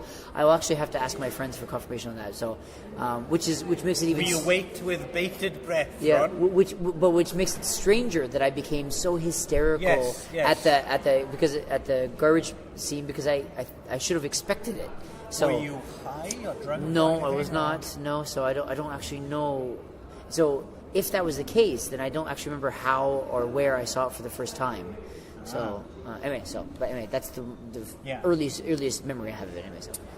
Anyway, flash forward to mid '90s, and I got myself a copy of Michael Weldon's second psychotronic, the psychotronic video guide, and this is like a big encyclopedia of film reviews of very much the template, the inspiration for my own book, and you kind of browse through these things, and I come across the entry for this movie, Dark Intruder, and it immediately grabs me because I'm a fan of the basket case movies by this point. It's basically I wonder if Frank Henenlotter saw this movie late at night, on TV before planning Basket Case or something. Similarly to, there's another movie called The Girl in Black Stockings. I don't know if you've ever seen this. It's like a movie from the 50s. And again, in the psychotronic book, I remember, browsing Girl in Black Stockings, and what a movie. David Lynch must have caught this late at night and planned Twin Peaks the next day. And it's like, it's got some really interesting similarities in terms of plot and tone. And so Dark Intruder, this is a film... Sorry, did you talk about your first time seeing Basket Case? Yeah, thanks for noticing. I missed it. But was there a big story? You said there was a big story. Not really. You said you had a big story for it, though. Big is a relative term. Well, but you're. I was waiting for the punchline, some sort of an anecdote. No, to be honest, I just wanted an excuse to talk about A Man Called Rainbow. Oh, I see. Okay. To be honest, the actual story. We told you that we were gonna we had a story went along. Yeah, well, that's what that was my story. That was okay. I was waiting for the basket case. The actual basket case story is I saw it on my own and I liked it. I see. Okay. Well, thanks for flagging up my crappy story. That I heard, but I was just like, wait a second, where's the story? So, okay, sorry, dude. Right, okay. Anyway, fuck you, Ron. Anyway, that's what we're talking about. Intruder is a black and white movie. It only runs 56 minutes. From 1965. Universal made it, and it was originally supposed to be a pilot for a TV series. You watched this, right? Yes. Yeah. Called The Black Cloak. and it didn't go anywhere. It was supposed to be like an anthology series of some kind, like kind of like Twilight Zone or. Well, no, I think it was actually. Because let's set the scene then. So basically, the star of this movie is Leslie Nielsen, right? A fellow Canadian. From Naked Gun fame. Yes, who is it's Airplane. kind of impossible to take him seriously since those films. Yeah, exactly. Because I only knew him like growing up as the comedic actor that he became. Kind of thing. Yeah. Like, so, but he was like a real like respected like serious actor. Right, Very very handsome guy back in the 30s and 40s and whatever. It's very like Yeah, not amazingly different from like. Am I too early? Not 30s and 40s. Not 30s and 40s. So 50s and 60s. 50s and 60s. I'm sorry. Yeah. I put him a little bit in the same category. I don't know if it's just because he's Canadian, but Peter Graves kind of. He's very like chiseled, kind of like serious leading man, and kind of like a little bit film noir kind of stuff. But now you just look at him. But he's hilarious. Yeah. The funniest face. Yeah. So he's like a very talented comedic actor. He's Frank Drebin. Yeah. Absolutely, forever. Yeah. So it's weird to see him in anything in absolutely. Really. Yeah. But in this, he's actually quite good, I think. He's like this. Basically, he's an occult detective, isn't he? And living in San Francisco. The setting is 1890, and there's a serial of Jack the Ripper style killings. And left behind are these little statuettes, which actually turn out to be. Actually, they're not statues. They might be mummified little Sumerian demons or something. Right. And Leslie Nielsen is this kind of, I guess he's like a Jason King style, eccentric millionaire kind of playboy detective. And he's not officially on the police payroll. I like the fact that every time he has to meet the police, he has to wear like a disguise. Because they're not like... to be an old sailor or something. It's nice stuff. And Leslie Nielsen's very good at it. But actually he has this penthouse, not a penthouse, but he has like that kind of... He has a Sherlock Holmesian kind of pad, but he has like a secret lab and a dwarf assistant. Yes. And a psychic mandrake plant. Yes. And there's a little bit of kind of comedy in it as well. It's not played too broadly though. But it's kind of I guess it would have been X-Filesy, I suppose. So it would have been him following different occult cases kind of idea. Yeah. So okay. And to be honest, I would have watched that. That sounds like it would have been Yeah. And this is not a bad pilot, I have to admit. Directed by this guy Harvey Hart, who maybe was Canadian as well, I think. He made a couple of movies that have small cult followings. I've not seen. There's one called The Pix. Okay. And one called Shoot, which I think is kind of like a deliverance-y kind of movie. Have their fans. And written, I was surprised. I noticed straight away when the screenwriting credit comes up, it's someone called Barry Lyndon, like with the what's it called above the E, like an accent. Barry Lyndon. And I was wondering if this was a reference to Barry Lyndon, right? The Thackeray novel, which Stanley Kubrick turned into a movie. Actually, I think Stanley Kubrick's second best movie, Barry Lyndon. Well, Barry Lyndon apparently was a British playwright. Barry, the writer, yes, he was a British playwright, and he wrote the screenplay for the 1953 movie adaptation of The War of the Worlds. Yeah. Okay. And he also wrote a movie I quite like, The Greatest Show on Earth. Yes, he wrote The House on 92nd Street, which is like this kind of 1945 noirish kind of Nazi spy drama, which I remember seeing years ago on TV and thinking that it was really, really good.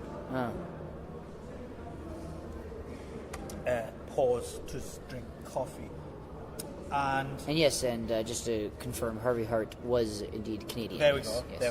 And it's got a Lalo Schifrin score, pretty good score as well, and makeup from Bud Westmore, who's quite a prolific makeup guy, known for his Universal work.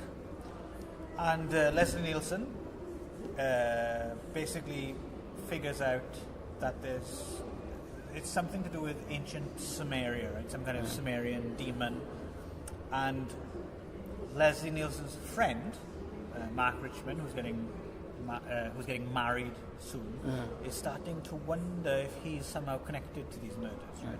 Because apparently he was born in Baghdad, and he left Baghdad without a... well, he thinks there was something removed from his side, some kind of... what do they call it? They don't call it a cyst, they call it something else, a word I hadn't actually heard before, but it's some kind of growth or something.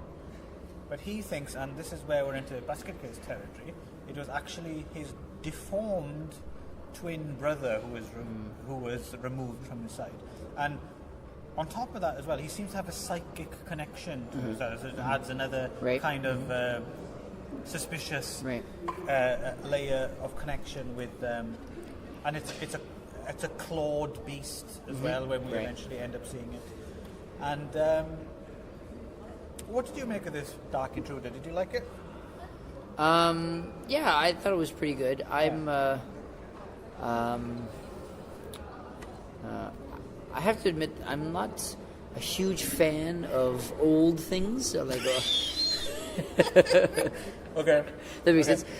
Old? You mean like pre-60s or something? Yeah, like anything, like most things are like black and white era. Right. Okay. I find it really hard to get into them because I find that, like, of course it's a specific style of acting and directing and writing and stuff that it was sort of.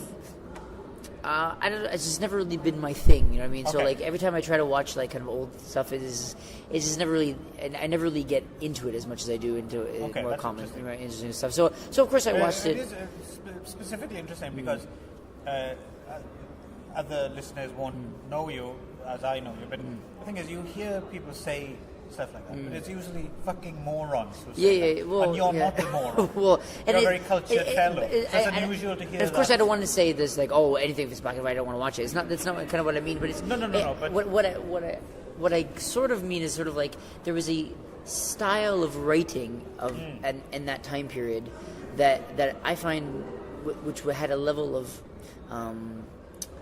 unnaturalness that it didn't feel like I'm much more of like I really enjoy kind of like a more of a natural style kind of thing, and so just the style of writing and the style of speaking and the style of presentation in like the 40s, 50s and 60s, or not so much 60s but 40s and 50s especially, I found it very presentational to the point where it takes me out of it so much that I can't follow the story as well, kind of thing. So when you're watching, sometimes you're watching movies of this era, and it's set in America, the characters are American, but they have this kind of weird clipped British diction. And you wonder why is that? Why are they talking like that? Yeah, that's what I mean. It's just sort of like this kind of holdover from like Shakespearean theatre. The theatre is kind of like. I know what you mean. But and also like it doesn't bother me, but I know what you mean. But the type of sound that they do is like kind of like this, the sound quality of like anything filmed in those times is a very, very kind of like.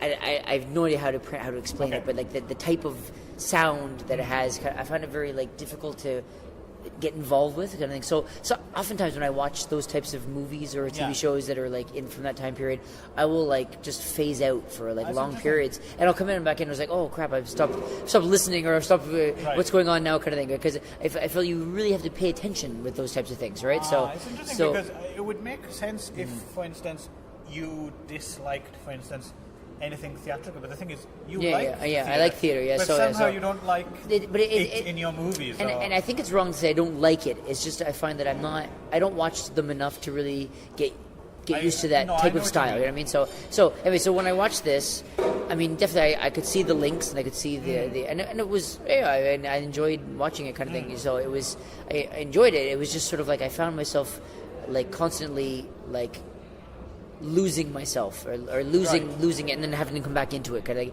It didn't hold me the whole time, kind of thing. I kind of see what you're saying.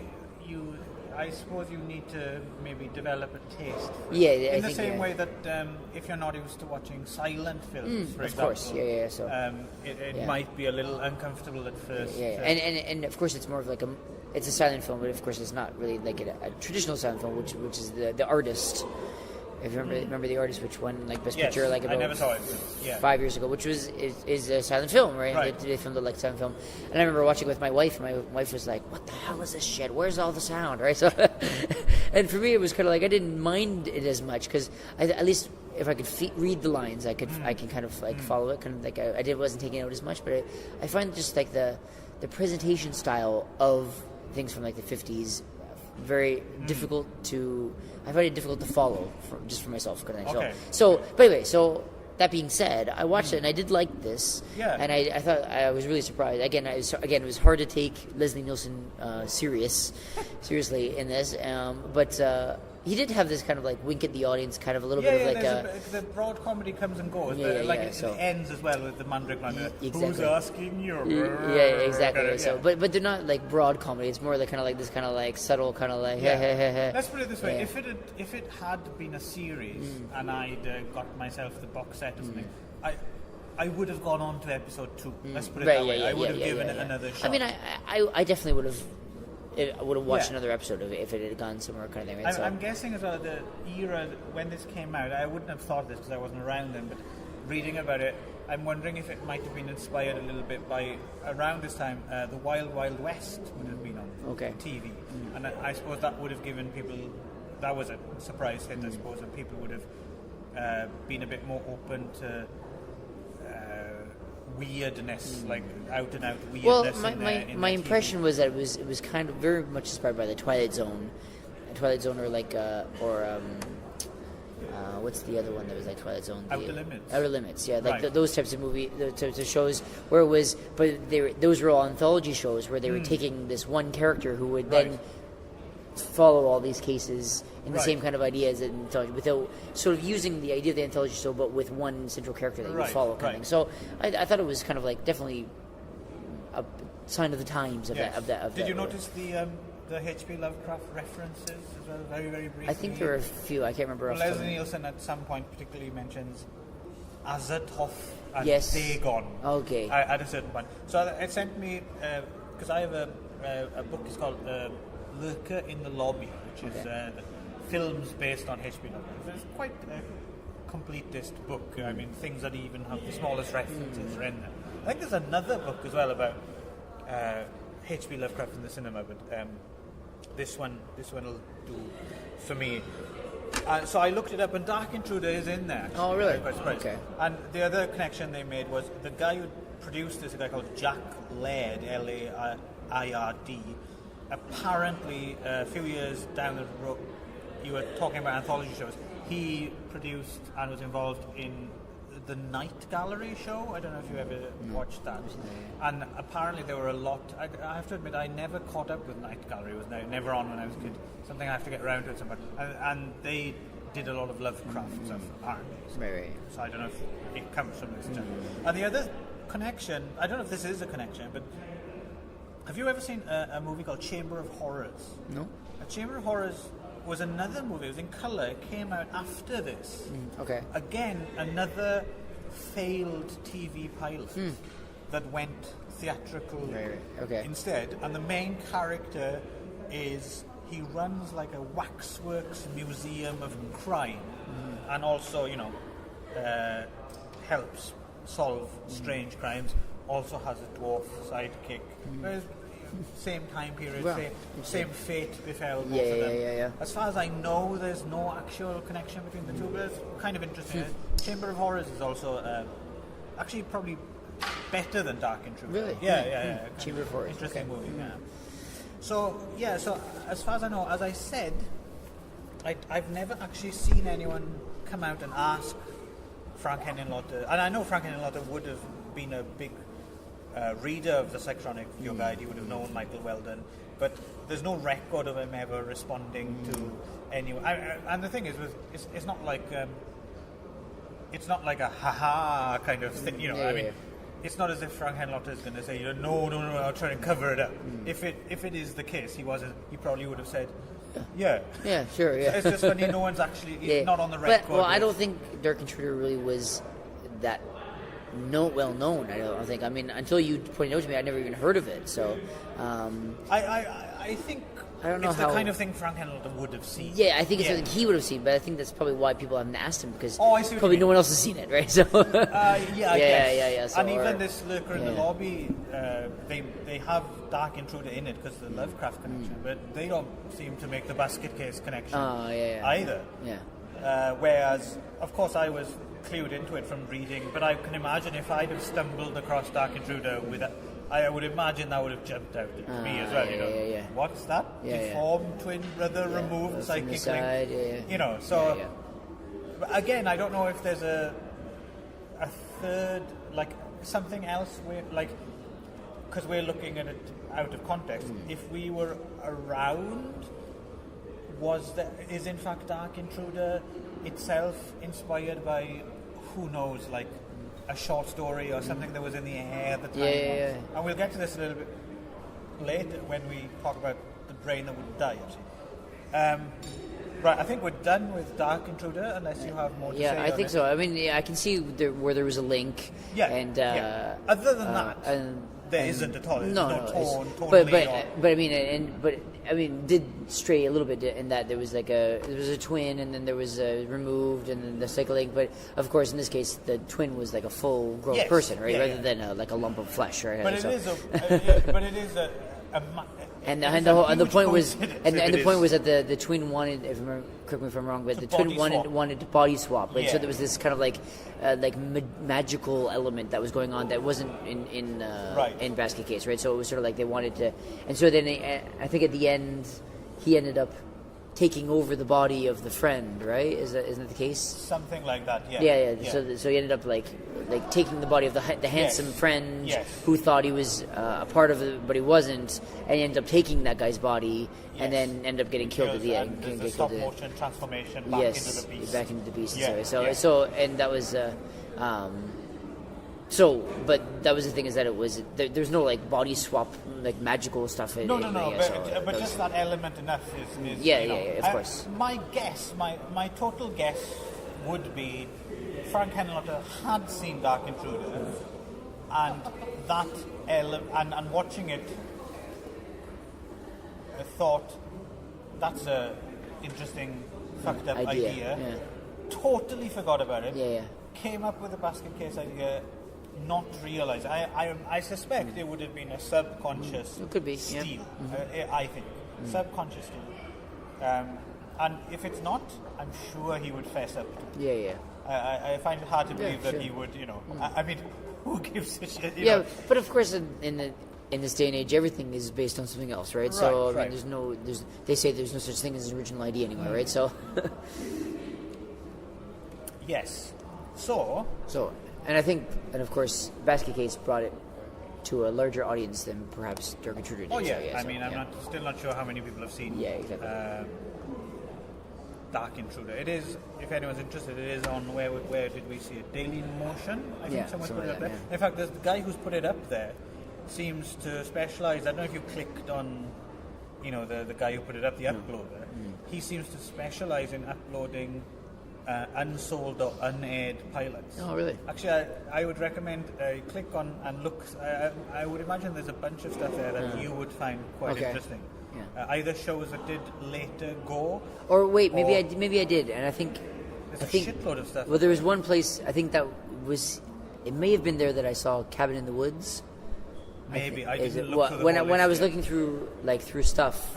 I don't know if it was there, or if it was somewhere else, but right around that time, it actually had a version of Cabin in the Woods, but it was like a really, really terrible version where someone had filmed like a TV that it was playing on or something, so it was like really, really, really terrible. Right. So, but I was, because I've always wanted to see Cabin in the Woods, but so I finally got to see parts of it, whatever. So Basket Case 2 comes along in 1990. Now, in the interim, Frank Henlotter has directed Brain Damage. Have you ever seen Brain Damage? I haven't, actually. Okay, well, Brain Damage is probably his best film. Oh, really? Yeah. Okay. Brain Damage is a fantastic... Better than Basket Case? Yes. Okay. It is better than Basket Case, I think. Again, I haven't seen it in a while, and it also has a little bit of similarity in the main characters of these kind of codependent. Basically, in a nutshell, it's about this guy who has a parasite that lives on his brain called Elmer, who sings as well. And if I remember correctly, Elmer injects his host with this psychedelic drug, and he becomes addicted to it. So he becomes his slave. So basically, this guy has to kill people and drink their blood for Elmer. So it's kind of Okay. It's a very, very good film. It's probably Frank Henlow's most accomplished film. Very, very good. So maybe we'll do that one day. Okay. It'd be a good excuse to watch I'd like to watch it. Yeah. So anyway, after that, he gets the opportunity to work for a company called Shapiro Glickenhaus Entertainment, SGE, who they're probably their biggest hits. They made Maniac Cop and Red Scorpion, if you remember that, with Dolph Lundgren. Yeah. And I don't know who the Shapiro is, Leonard Shapiro, but the Glickenhaus, James Glickenhaus, is also a director. He made some really interesting movies. The Exterminator with Robert Kintian, if you ever saw that, like a big 42nd Street favourite again. Yeah. The Soldier with Ken Wall, if you remember Ken Wall. The Protector, which was one of Jackie Chan's early attempts at cracking the US market. Okay. And McBain with Christopher Walken, which is a pretty good film. McBain, I've heard of. That's pretty good as well. So I quite like the stuff that James Glickenhaus. Anyway, at this point they had this kind of, I suppose, those kind of mid-level companies that don't exist anymore. Now you either have, ultra high budget movies or ultra low budget. Yeah. In this There's kind of in the middle. I suppose what occupies the middle now are maybe like Netflix and the stuff that those budget kind of stuff. HBO. Actually, and in fact, this stuff might even have been lower budgeted than that stuff. But they put out, like Maniac Cop is a perfect example, kind of classy, well-made exploitation stuff that actually played theatres, before it went. But of course, they made the majority of their money on video. Right. So in the 2012 documentary What's in the Basket, I think Frank Henlotter explains how he pitched to Shapiro Glickenhaus. Right? He went in and they were with this script called Insect City, which was I've never read, but apparently too crazy, bonkers and commercial for them to make. But he was sat with these guys who'd given him the money, and he was kind of trying to come up with an idea. And he came up with the idea of, he was thinking about this movie, The Brain That Wouldn't Die, which did you see this? Okay. I actually did. I remember seeing The Brain That Wouldn't Die. It has a massive cult reputation, The Brain That Wouldn't Die. And I remember seeing it and writing a review for my book, and kind of explaining it as one of those films where you have to be wary because its reputation is so big that you will definitely be let down because not much happens. Basically, it's a story about this organ transplant scientist who's in a car accident with his girlfriend while they're going out to his kind of country retreat where he has a secret laboratory. He's very ambitious and he wants to forward the science with people who shouldn't play God and all that stuff. Okay. And he ends up in this car crash, and then he runs away from the wreckage with her head. There's the only bit left. Okay. And he rushes to this his secret lab in the woods, and he basically keeps the head alive. Like Electra, so basically an actress with a head popping through the tape. And lurking behind a door, there's some kind of previous experiment who we don't see, who ends up bursting out at the end of the movie, and it's the Pinhead monster, which we see in Basket Case 2. So the brain that wouldn't die, the guy with the big head that goes into the shape of a pin, and he has one eye up here, one eye up there. Oh, okay. What's his name? The guy who drives the bus?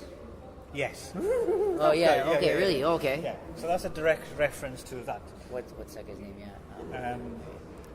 Is it? Hang on, I've got it written down here. Frederick. Is that Frederick? Oh, Frederick. Okay. Yeah, Frederick. Frederick the Pinhead. Yeah. Right, okay. Right. Yeah. I wrote them too. Who also will be familiar to Ramones fans, because Ramones have that song, "I don't want to be a pinhead no more." Yeah, right. which is full of references to freaks. Right. Which is, yes. Yeah. And they used to have a guy in a pinhead costume on stage, which was also, I guess, they were Brain That Wouldn't Die fans as well. Okay. I see. Okay.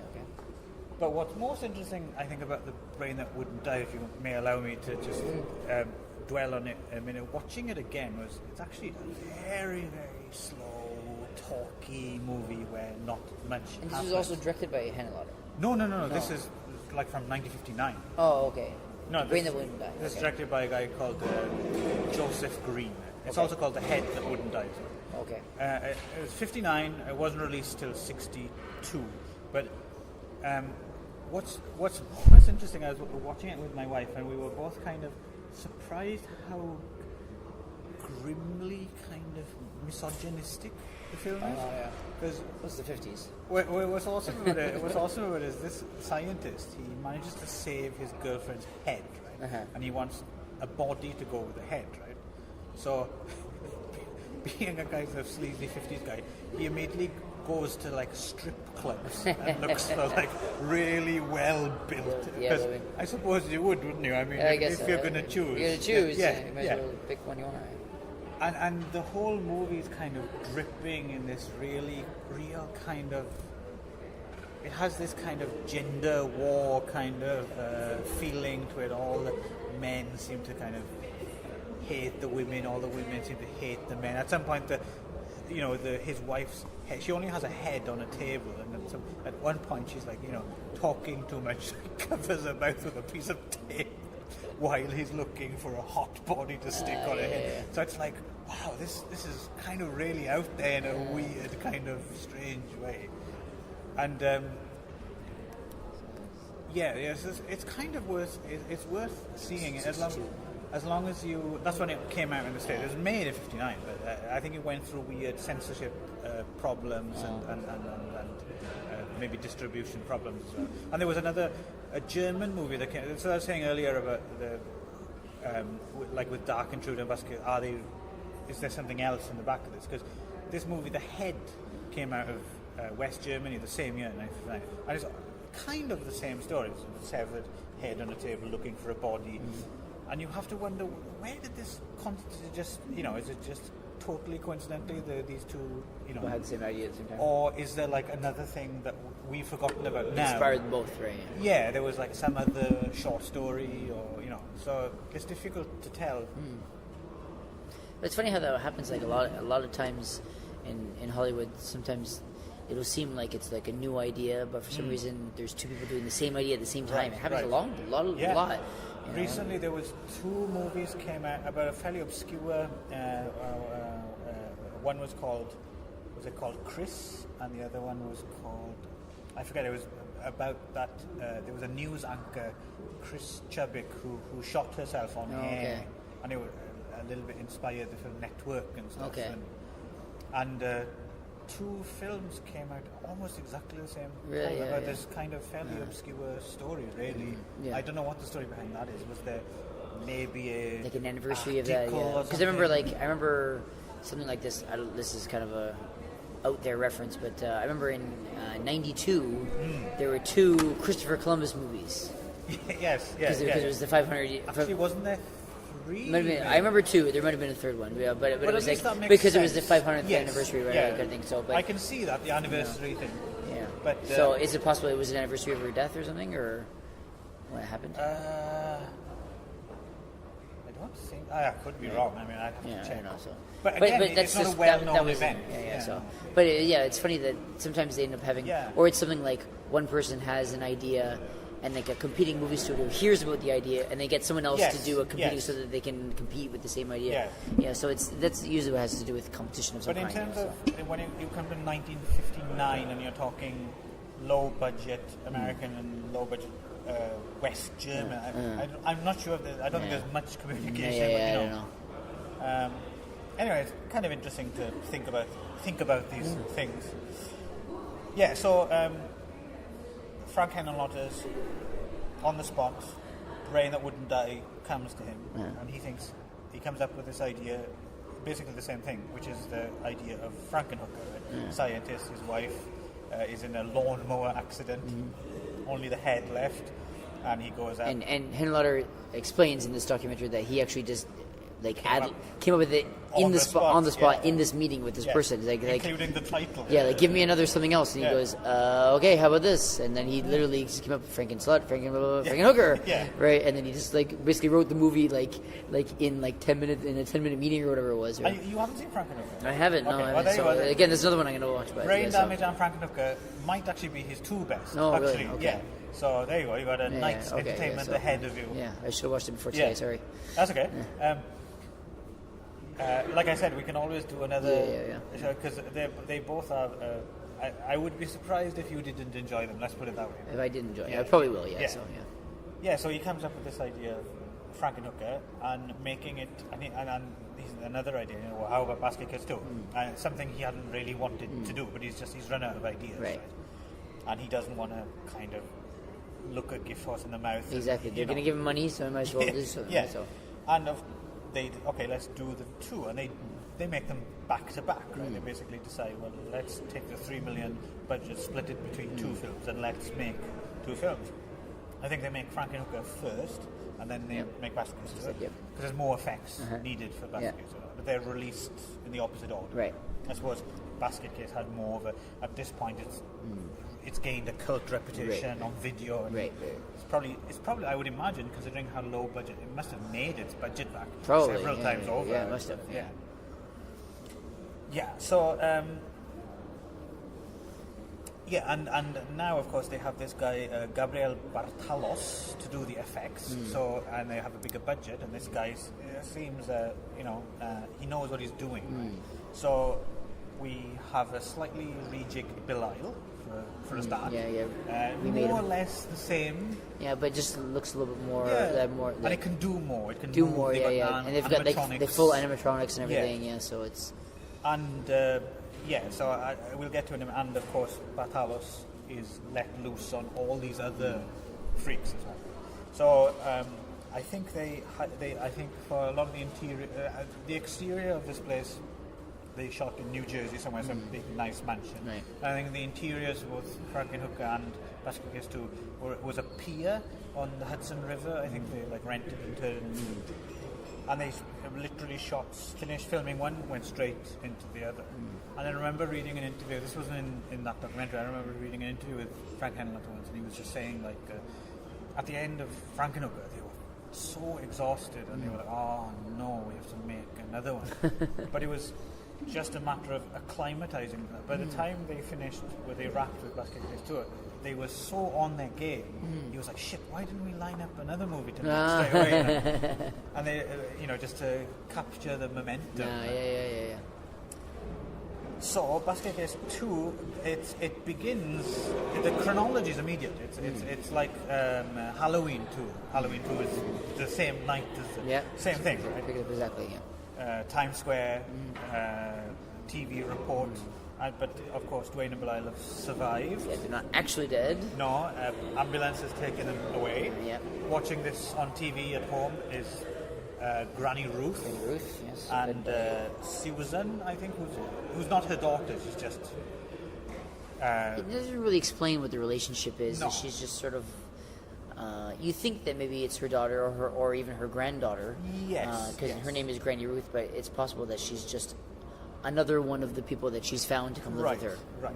Yeah. Granny Ruth, played by jazz singer Annie Ross, and I think both of us were unaware of quite what a big deal she is in the jazz world. She was at the time, and she's good in this role. I thought she was pretty solid. Yeah.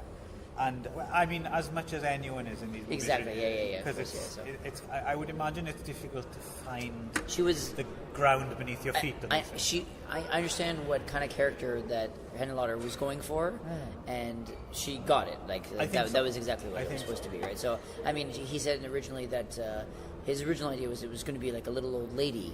Yes. In which case, and then he or found any or heard that Annie Ross was interested, or they thought about doing Annie Ross or something, and I guess he had been a fan of Annie Ross, like, and had owned her records or something. Right. And then was like, oh well, then he just brought her in, and then he just changed the character to suit her, and so so it was basically almost like it was written for her, basically, literally. So she was pretty decent in that role for what it called for. Yeah. So Granny Ruth and Susan, who was played by this girl Heather Rattray, who apparently was in some kids movies in the 70s. Oh, yeah. So, the Mountain Family, Robinson. Yeah. I don't think they're Disney films, but that kind of, I would imagine, Race for Witch Mountain kind of thing, I'm guessing. Yes, yeah. Yeah. Keep going, And, so they're watching the events unfold on TV in their house, right, back at home, and it turns out that they have an interest in what they call unique individuals. They kind of run a rescue home for the unwanted freaks of the world. Yeah. So. And in this, footage from Times Square as well, we get a cameo appearance from Beverly Bonner's back as Casey. Yes. Tucker. She gives a little thing, and then she's gone. And she's in the rest. Yeah, she says it's cameo. Yeah. Yeah. So Dwayne and Belial are in the hospital. They escape from this hospital very easily. Yeah, very, very easily, considering that they were supposed to be wanted for murder. And Belial, I think he kills a cop, doesn't he, to escape? Yeah. The really like good-looking cop guy, right? It's funny, isn't it? I quite like in the moral universe of the Basket Case films, you never really consider the victims. No. I couldn't give a shit about that cop. Yeah. He just seems like a bit of a sleaze. Yeah. They do make at least like a mild effort to kind of like make the people who they kill kind of mildly unattractive or sort of like, and they're not like good people who are being killed. The only one, the only difference would be Susan Sharon. I mean Sharon from the first movie, who is that good person who got killed. But I think that's supposed to be. Yeah, it's supposed tragic, to be because it's supposed to be tragic. But other than that, the rest of the people who get die are just kind of like they're either caricatures of bad people or they're just no character at all, so you don't really care, kind of thing, right? So right. So they escape from this hospital, and just as they escape, Granny Ruth and Susan turn up in their van and smuggle them out, and they take them to this retreat. And we discover that in their retreat, this country mansion, they have a shitload of freaks. I mean, there's a lot of latex going on here. Yeah. We got Frederick the Pinhead, who we've mentioned, and then let's see, there's some other great ones. And obviously there's Todd Browning's Freaks is in the back of all. Yes, of course, yeah. So. And there's actually the one I didn't know if you'd picked up. I have to admit I never noticed this. Is I was watching the credits and then the movie, and there's one character called Brainiac. Brainiac. Yes. Yeah. And do you know what this is? Have you ever seen the movie Brainiac? The movie Brainiac? No. Yeah. Were you thinking? Because I know it's a comic book character. Yeah. I was thinking Superman's enemy Brainiac. Yeah. No. There's a Mexican movie from like the early '60s, and the English release title is The Brainiac, and that's another film that could be a podcast. That's a really weird trip down.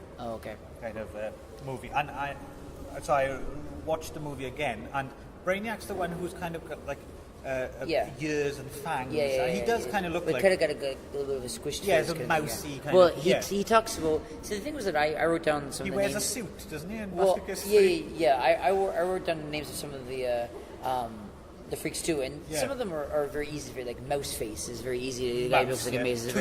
Toothy is the guy. His teeth like a xylophone. So that's very easy to figure out. But I couldn't figure out which one was Brainiac because at first I thought Brainiac was the guy that has the steel plate on his head. Oh, okay. Right. So I thought, well, maybe that was Brainiac. But then in the documentary that we saw today, he explains that about the actress who played Brainiac. He had a story about her. He had a story. She was passed out. So he said, "Are you okay?" And then she was like, "Oh, okay." So apparently, because it was really hot under those masks and stuff. So that's actually how I figured out who Brainiac was just today because of that story. I never would have guessed because I saw. But I wouldn't have guessed that was Brainiac. So I'm a fan of the movie Brainiac, but I wouldn't have. I didn't realize it was supposed to be Brainiac. But I'm guessing, in retrospect, looking back, it is supposed to be Brainiac from that movie. Okay, so. And then we got, and the thing is, there's so much going on. There's there's one awesome one. He's got like a frog head. You only just see him one time. Well, no, they see him once where he's eating frogs. He's a frog head, but he's eating frogs out of something. Okay. And then when the two cops come up to the house and they look in, they see the party going on. Then there's like, look, that one looks like a frog.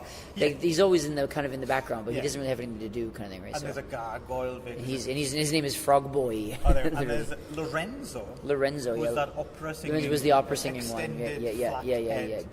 One just throwaway gag. Throwaway gag. It's just like just a like giant head. Giant all the mouth. work of this guy, Gabriel Bartalas. Yeah. I noticed apparently there's a documentary about Gabriel Bartalas. Oh, really? The world of Gabriel. Oh, really? Okay, Might be interesting. And then there's the guy who looks like the moon. He's got like And speaking of him, the guy I never noticed this before, but the guy playing him apparently is David M. Gay, who was one of the leads in the original Dawn of the Dead. Oh, really?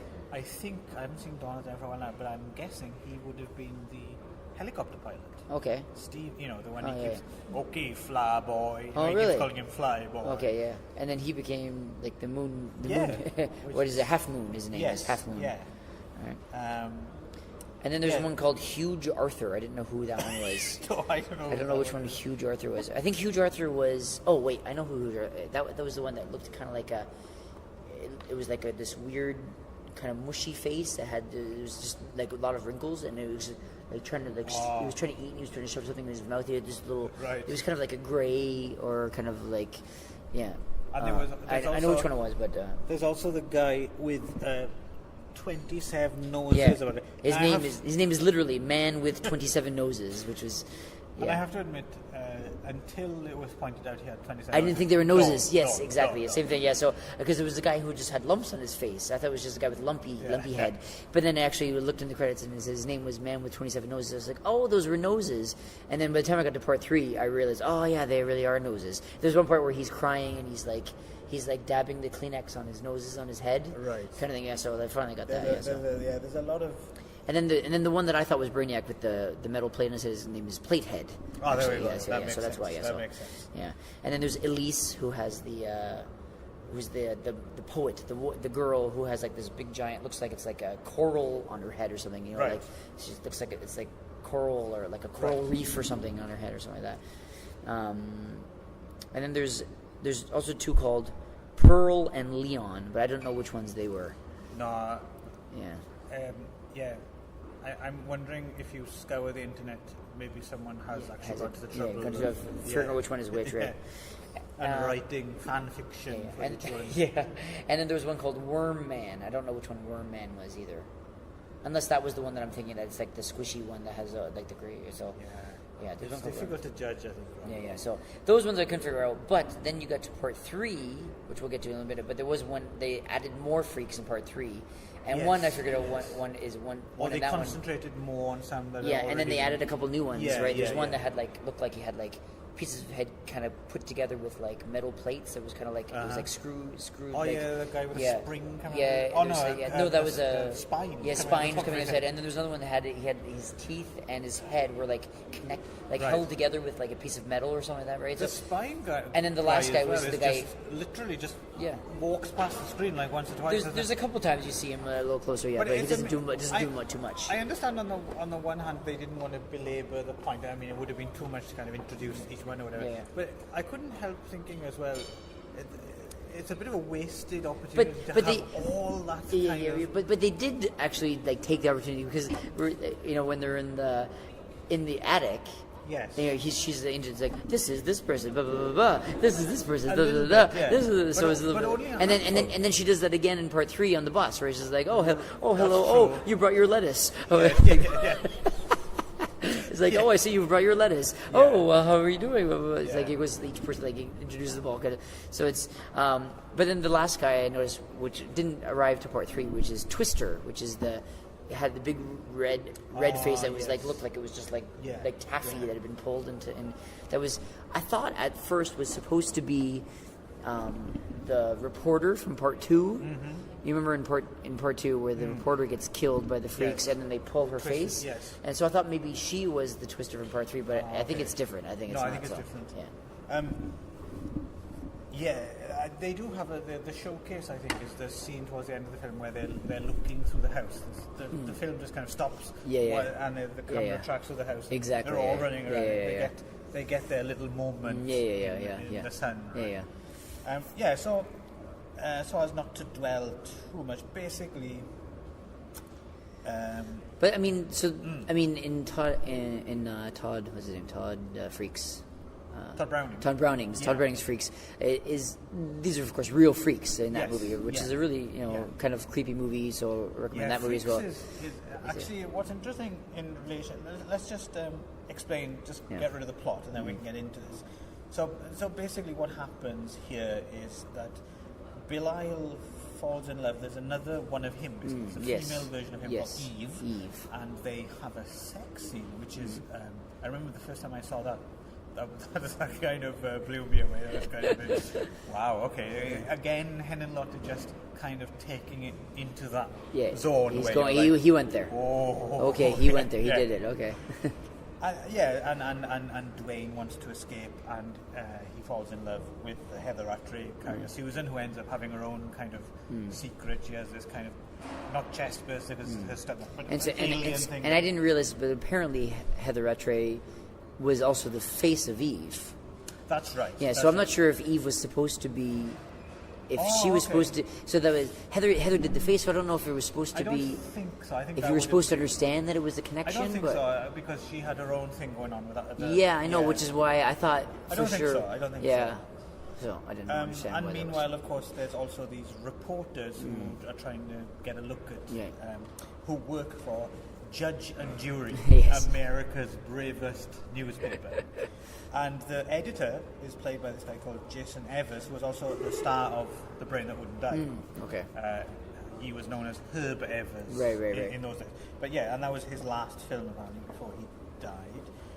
And he figures in a particularly good, there's a bar scene, isn't there, where they, because these reporters are snooping around, they want to get rid of them, and they trick him to come to a bar to meet Dwayne, and all the other people in the bar are freaks, right? What I love about this scene is they all wear dark glasses or a mask, but like when you have a head that's 3 foot long, exactly. A mask isn't really going to cover. Well, I think that was meant to be a joke because I saw jumping again to part 3 for a second, is that they're in the scene where they have the birthing scene where the babies are all being born. You've got the half moon guy who's got this big giant head. It looks like a big moon, and he's got one of those doctor masks up, which just covers like a very tiny little portion of his head. It was doesn't even cover his entire mouth. It was it's good stuff. But where it gets interesting here as well is, of course, the one reporter, they turn her into a freak, right? Basically, they rip her, twist her face off. And this is, I think, another direct reference to the ending of Freaks, right? Basically, where they turn the one normal, the woman who marries the dwarf. Has an affair with the strong. Okay, And they turn her into the chicken lady. How the fuck they did that, I still don't know to this day.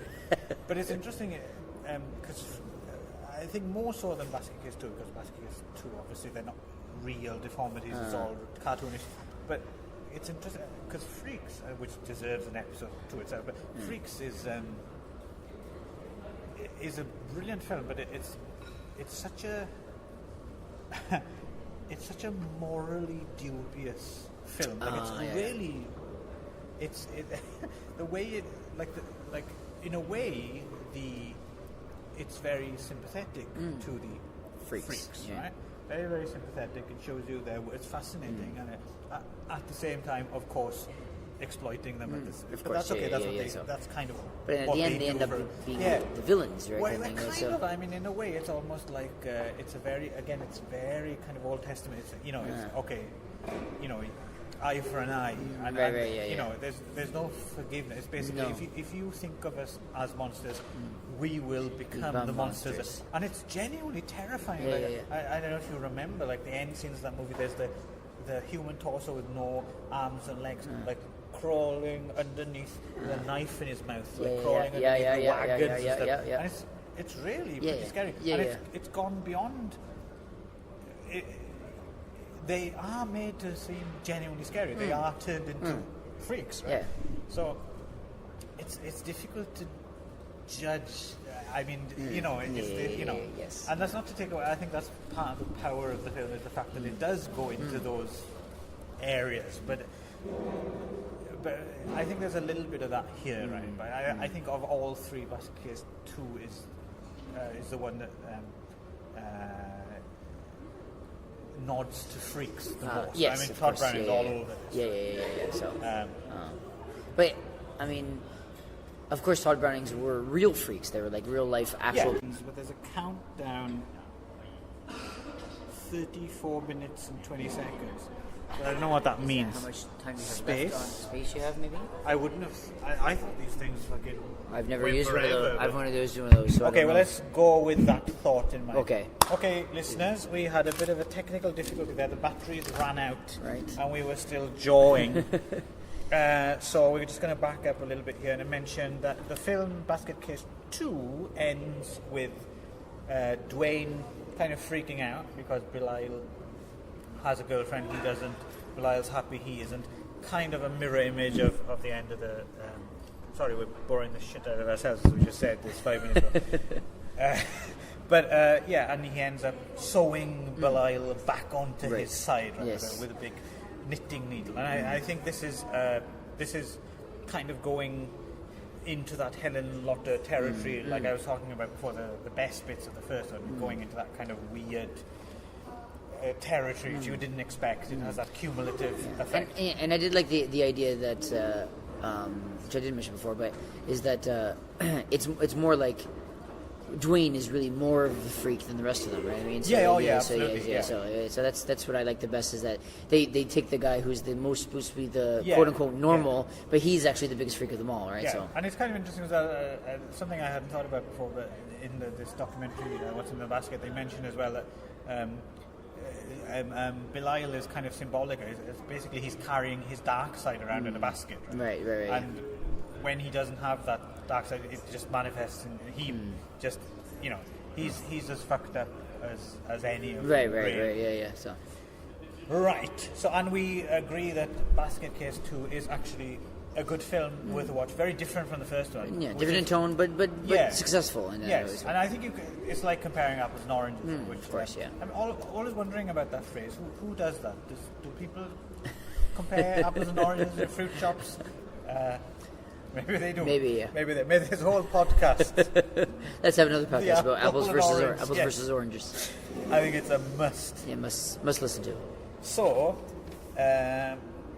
Basket Case 2 is also a big hit on video, as is Frankenhooker. So Shapiro Glickenhaus Entertainment demand a third film, right?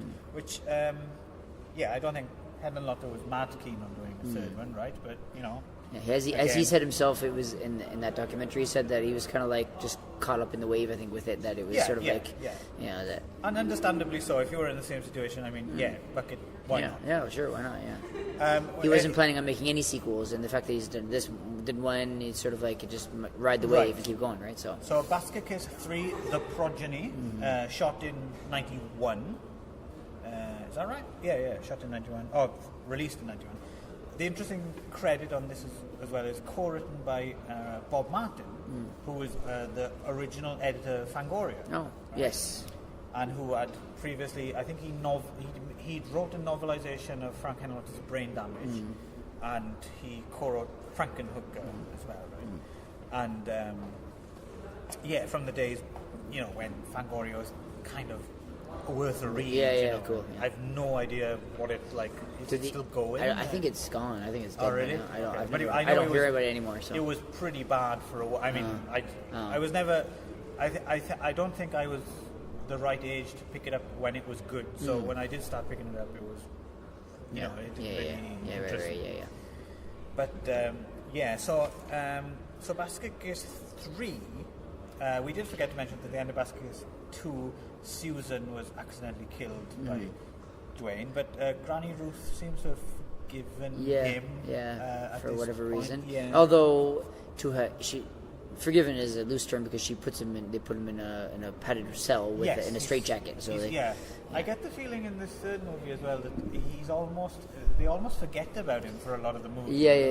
He's just kind of there. But again, to Kevin stuff. Henrich's credit. That's the one. He adapts quite well.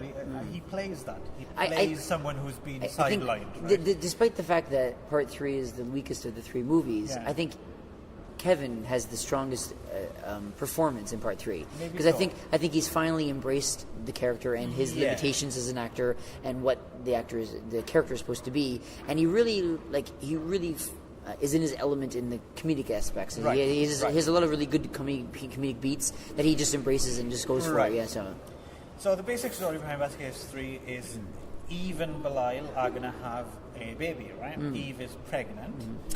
So they have to go and see Uncle Hal, Dr. Hal, some freak-friendly doctor who lives, I don't know, I guess, further upstate again. So wherever, road trip away. Yeah, it actually shot in Atlanta, Georgia, I think. So it looked like it was like the American South, so I don't know. Yeah, it looks a little bit different, doesn't it? So I don't know where it's meant to be, but... or maybe it is, I don't know. Basically, they get in a school bus and they go on a road trip. All the freaks go on a road trip to Uncle Hal's house. And to be honest, it's a bit difficult doing a plot story because there isn't that much to it, really. There's not much of a plot, and it does reek of desperation. Yeah. I mean, and they sort of throw in everything, right? There's a lot more broad comedy. There's like... there's that bit. There's a musical number. There's a sheriff that does that alliteration thing, the great bar with a basket and and it's like, why is that there? Well, Frank Henlotter said that scene specifically, he had to leave the room when they were filming it because he thought it was just so funny. I think it's just it was sort of him being. I think at that point he got a little bit self-indulgent and just a little bit he just sort of like whatever he thought was funny, he just threw it in there. I suspect he's easily amused. I don't think I would have had to leave the room. I don't think I would have had to. But then again, I'm not a big alliteration fan. Whatever. So to each his own, right? So. So and in this small town, Uncle Hal has his own son, Little Hal, who's also a freak. He's kind of like got the body of Jabba the Hutt. With like 11 arms sticking out of it. And he's randomly. Also an inventor. And he's really smart and who invents, to be honest, frankly, quite crap. They all seem to be just hostess trolleys. With a little walkie-talkie or something saying, have some coffee or whatever, and they just move. They're not very good. No. And they get until, of course, the climax, which we'll get to. That's better. So basically, they, in this small town, they run into problems with the sheriff and the deputies when they end up finding there's a whole bunch of freaks, and Eve gives birth to 12 little Belials, basically. And as you said, there's a musical number in the school bus. They sing Personality. Granny Ruth, Annie Ross, gives us her jazz singing chops. And you can tell as well because I noticed when she's singing and she's walking down the bus, she's like air saxophoning, like she can't help herself. So you can tell she, and so they got the freaks playing musical instruments. One plays the trombone. The moon guy plays the trombone, and they have a trumpet and stuff. And so, which is quite ridiculous kind of thing, right? So, and of course, in a movie that's a lot of ridiculousness, it's okay kind of thing. But to be honest, that's the least. Never. I know some people go, "Oh my god," but to be honest, that never struck me as that ridiculous. It's whatever. So, but it definitely stands out is because there's no other musical numbers in any of the movies kind of thing. It just sort of like randomly they're breaking out into songs. So. The bit I quite like in this film is getting back to Belial just being kind of a bit of a twat. Like we all are. Is basically his wife's struggling to give birth, and he has a dream about being on a bed with like two topless Playboy twins, the Morel twins, who were in Playboy and Penthouse. Oh, okay. Yeah, And they were also, I looked it up, they were in one of those, do you remember where there was a small rash of bikini car wash films at the late 80s? They were in California Hot Wax. Okay. Which I don't think I've ever seen, but one of these days I'll have a bikini car wash movie night. What are we missing? I mean, it's like all different. Yeah, there's not much. So basically, they go to get to Uncle Hal just so that she can have the baby, and then there's some police get involved, and then they end up. The daughter of the sheriff. Yeah, who's randomly an S&M. Yeah, she's also like a prison groupie. Yeah, right? She's like a prison groupie, and when she finds out Dwayne's a wanted killer, she gets turned on. This dominatrix thing. Another freaky reference is one of her tattoos says "Chained for Life." Yeah. Have you ever seen Chained? No. Chained for Life is a movie from the early 50s. Another very interesting movie starring Daisy and Violet Hinton. Okay. Or is it Hilton? Hinton, I think. No, Hilton, sorry. Daisy and Violet Hilton, who were real Siamese twins. Oh, okay. And one of them was a speed accordion player. Okay. Speed accordion player. Yeah, they were like in the circus, and they did like this shooting routine. Oh, okay, really? Yeah, they made this movie called Chained for Life, which is kind of based on the true story of their lives. It's kind of interesting because in real life, these Siamese twins were married to separate men. Okay. And somehow they managed to have life. Yeah, have this. I guess you just kind of ignored. There's a curtain or something. Right? I don't know, because they shared organs and things. I think so. They couldn't really separate them. But I think, if I remember correctly, they each have their own limbs and things. Right. But they're just always attached. And in the movie, it turns out one of them murders someone. And then there's like a whole weird courtroom case whether they should both go to the electric chair because one of them killed, or how. It's a really interesting movie. They're really Siamese twins, though. Yes. Yeah, but they're not a true story. And it's them. They're playing themselves. Yeah. Okay, but not in a true story, though. They didn't actually kill anyone. This is what I should have researched. Yeah.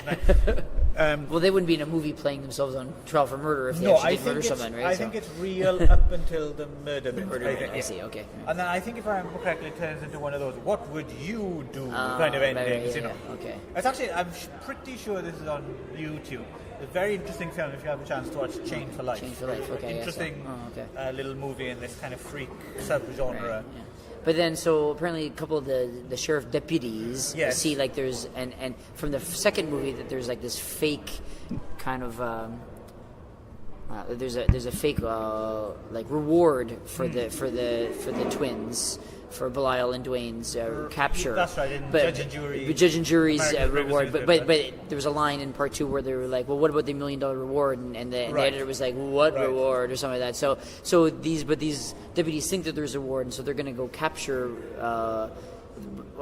But they're supposed to capture him, but they ended up shooting who they thought was Belial. So they break into this house of the freaks, and they kill Eve, thinking that Eve is Belial, and then they capture all the babies. Yes. And so then they all go, like Belial comes to rescue the babies, and ends up like a siege. Yeah, a siege, and then they kill all the cops. And it boils down to Belial versus the sheriff and Little Hal. And the sheriff is a bit of like a kind of a caricature of like an evil Southern kind of. Although he's a very nice guy. Yeah. Until the end. Well, his daughter's been killed. Yeah, of course. And that was one scene I wanted to point out was when the daughter's been killed. So, but the sheriff shoots her by accident. It's not any of the freaks that kill her, right? So she gets shot by the sheriff by one of the deputies by accident. They shoot her by accident, and so the sheriff has this one moment where he's like realizes that his daughter is dead, and he goes and cries over her.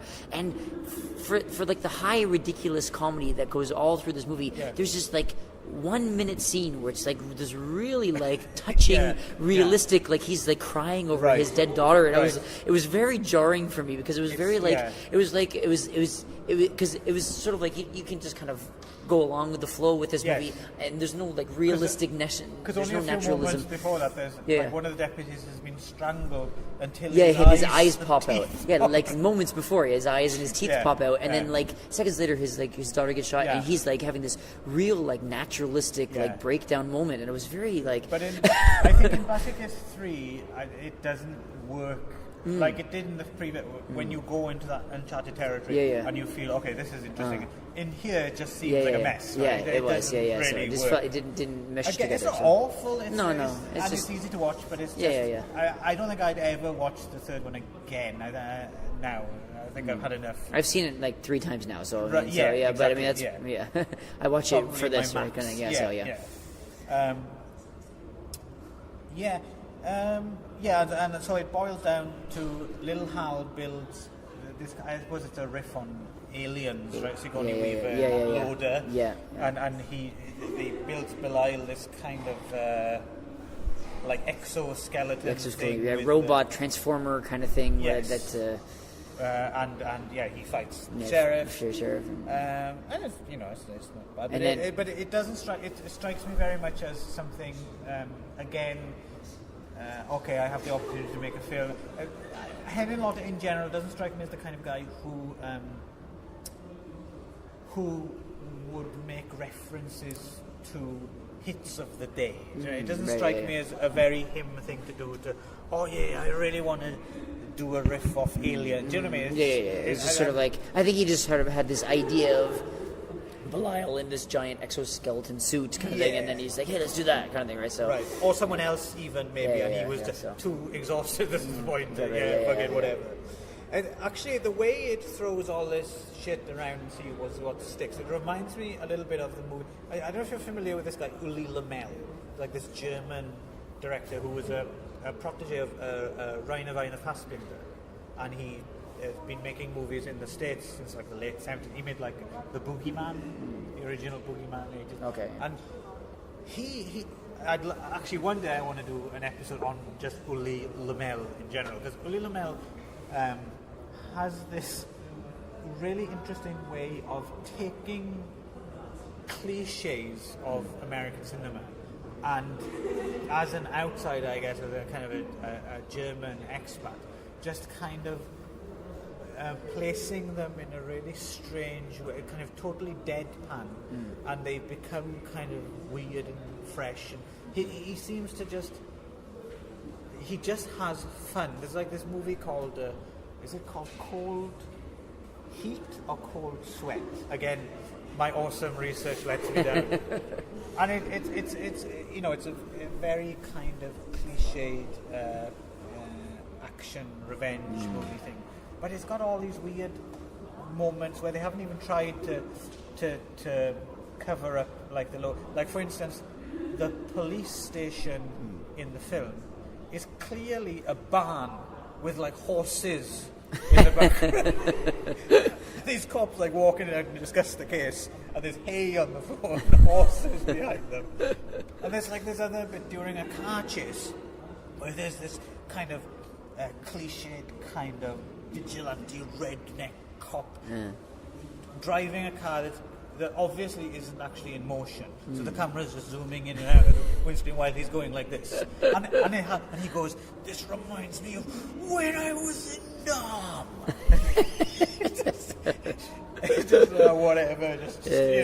And it kind of works. It's much more interesting than, in a way, watching someone who tried to do that in earnest. Yeah. So Basket Case 3 was a little bit tone slightly different. It reminded me a little bit. It just reminded me that one day I'd like to do an Uli Lamel episode. We're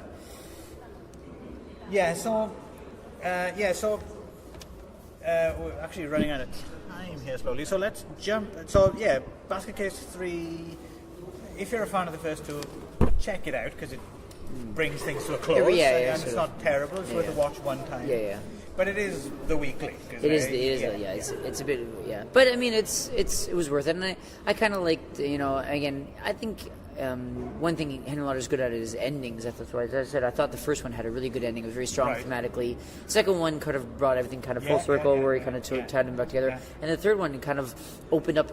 It sort of like was really open and left it because where they basically break into this sort of into this talk show kind of like version of like. Oh yes, sorry, you were right to bring up the ending. The ending is quite good. So it's where like they a Geraldo, but it's her.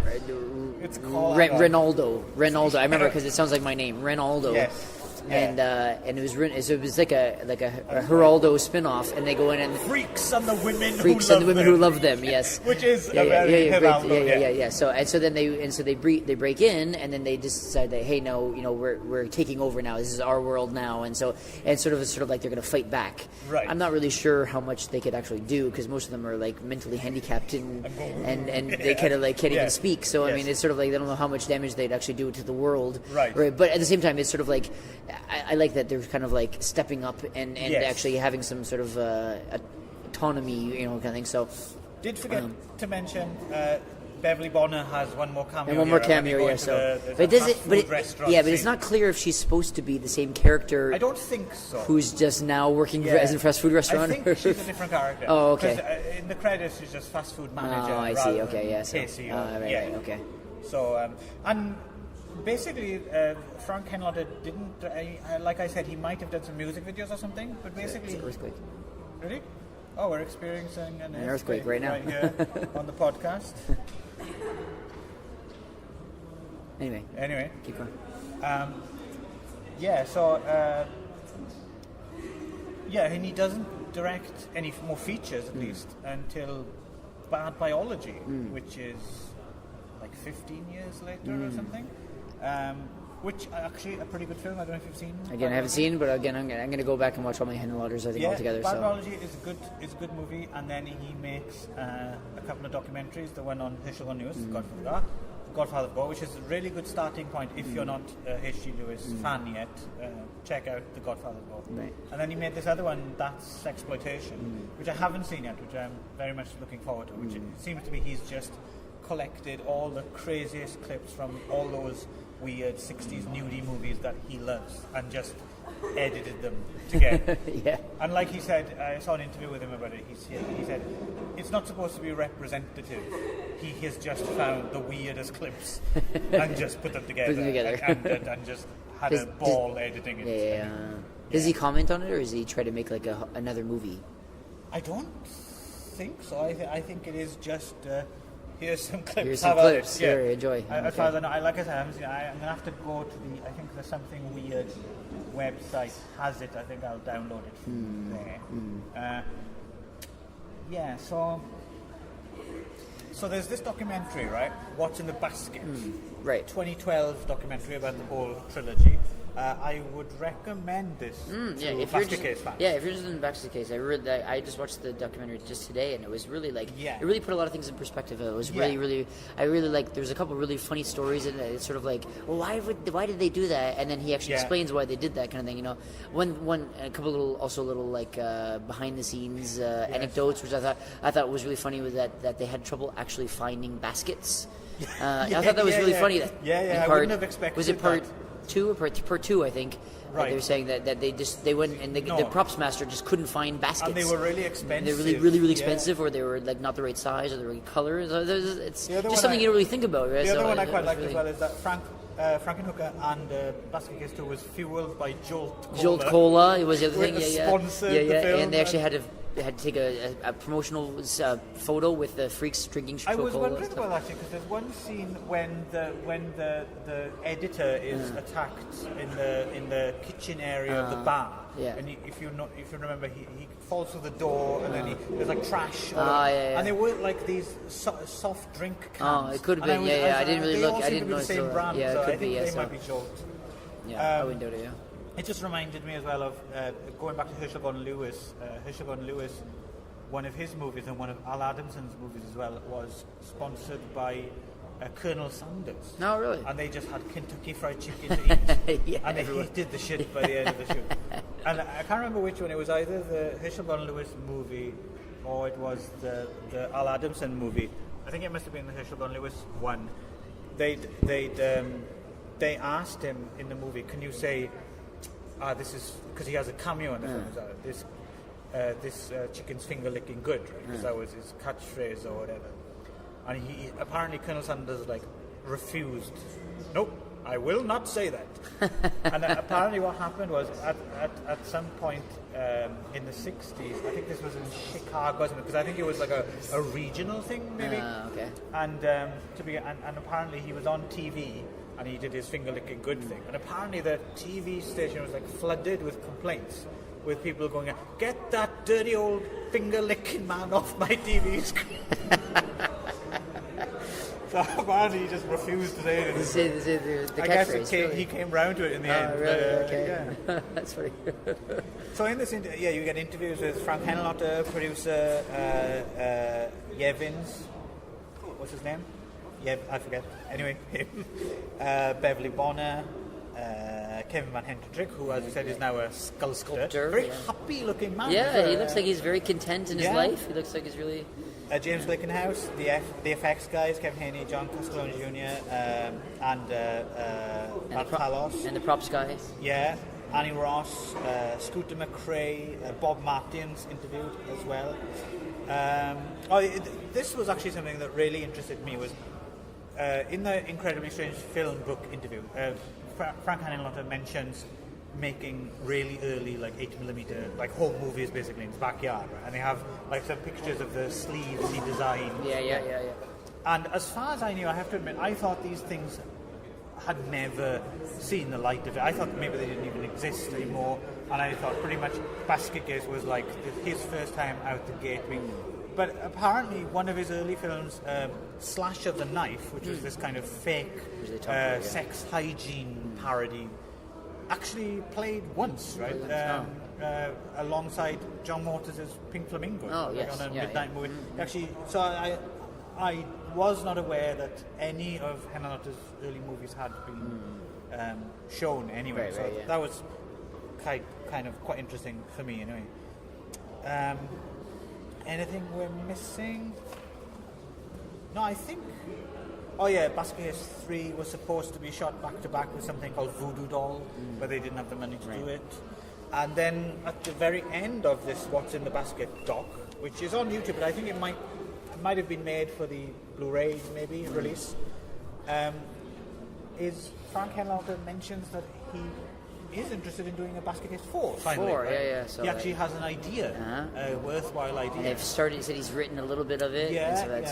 So that I was would really, 4 years ago that doc came out, I'd really love to see what a modern day with modern technology and modern like special effects and stuff what Belial would look like now. You know what I mean? Well, the thing is, or I'd love to see like a reboot. I mean, like they've rebooted like Halloween, they rebooted Nightmare on Elm Street, they rebooted like a lot of like the old classic ones. And they rebooted Evil Dead. Evil Dead got a brand new one. You know, so whether or not you like them, but I'd love to see what like a modern day Basket Case would look like. I trust him. The thing is, the fact that he didn't just make Basket Case, and even Basket Case 3, you forgive him because he's aware of it not being very good. And also, in the documentary, you can understand why things didn't work out the way they did. It's not that he passes the buck; he just tries to kind of put things into context. Of course, right? So the fact that he does take complete responsibility for everything. And he's his own worst critic. So if he thinks he's got a good enough story and he's ready to make a fourth one, I bring it on. Right? And there's at this point in the place that it has as a cult classic, there's got to be someone that would give him money to do it. I mean, so there's got to be someone somewhere. So I hope he does it. I think it would be a really interesting idea. So, depending on how much of this we edit, this is thanks for listening to the past 3 hours. 3 hours of talking about and me just farting there as well. Whether this actually, maybe no one's going to hear it's like this is like Henlotter's movies. No one will ever actually see or hear them. Right. So closing comments? Yeah, well, anyway, so despite it being kind of low budget, I think it was generally like they're generally well done movies, you know, and especially if you're into that kind of genre, I think they're you know, they're worth a look and worth a look. Basket Case, certainly the first one at least is a must see in my book. Absolutely, I think it's it's very well done movie, and I wish that it would actually take off and they do a reboot of it. I have a feeling that and I have a feeling that it's not going to die. I think this.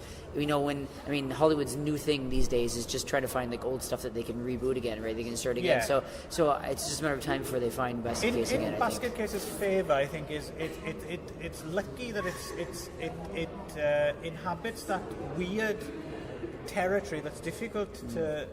It's a genuine cult movie, I think, in terms of it has an organic appeal, and on the one hand, it's not necessarily a household name, but on the other hand, it's iconic, and everyone who counts kind of has seen it. If you see what I mean? Exactly. Yeah, so it's interesting. It's good enough. It's well known enough in the right circles, but it's flown enough under the radar that it still feels like your movie. Yeah, movie, when you discover it's your movie. It has been sold out already. Yeah, and there's whole new generations of people who will see it, and it's their dirty little secret. Yes, right? Exactly. So I think that those kind of things, there's a lot of longevity there. Yeah, absolutely. Anyway, until next time, if there is a next time. Yeah. This has been Magic Morning Wood. It has indeed been the Magic Morning Wood. With a Beast and Bearded production. Bearded. Ron and Clive Davis and Ron Scott. Yeah. Okay, Ron Scott. I don't know why you said your family name in my accent there. That was kind of weird. Scott. Obviously, we're not old hands at this. No, we're doing, so hopefully we'll get better. Yeah, we'll get better. Hopefully you enjoyed what we're listening to. And if you didn't, then you probably didn't make it. We didn't make it this far anyway, so. No, so fuck you and your grandma. Off we go. Okay, Bye. see ya. Ron. Bye.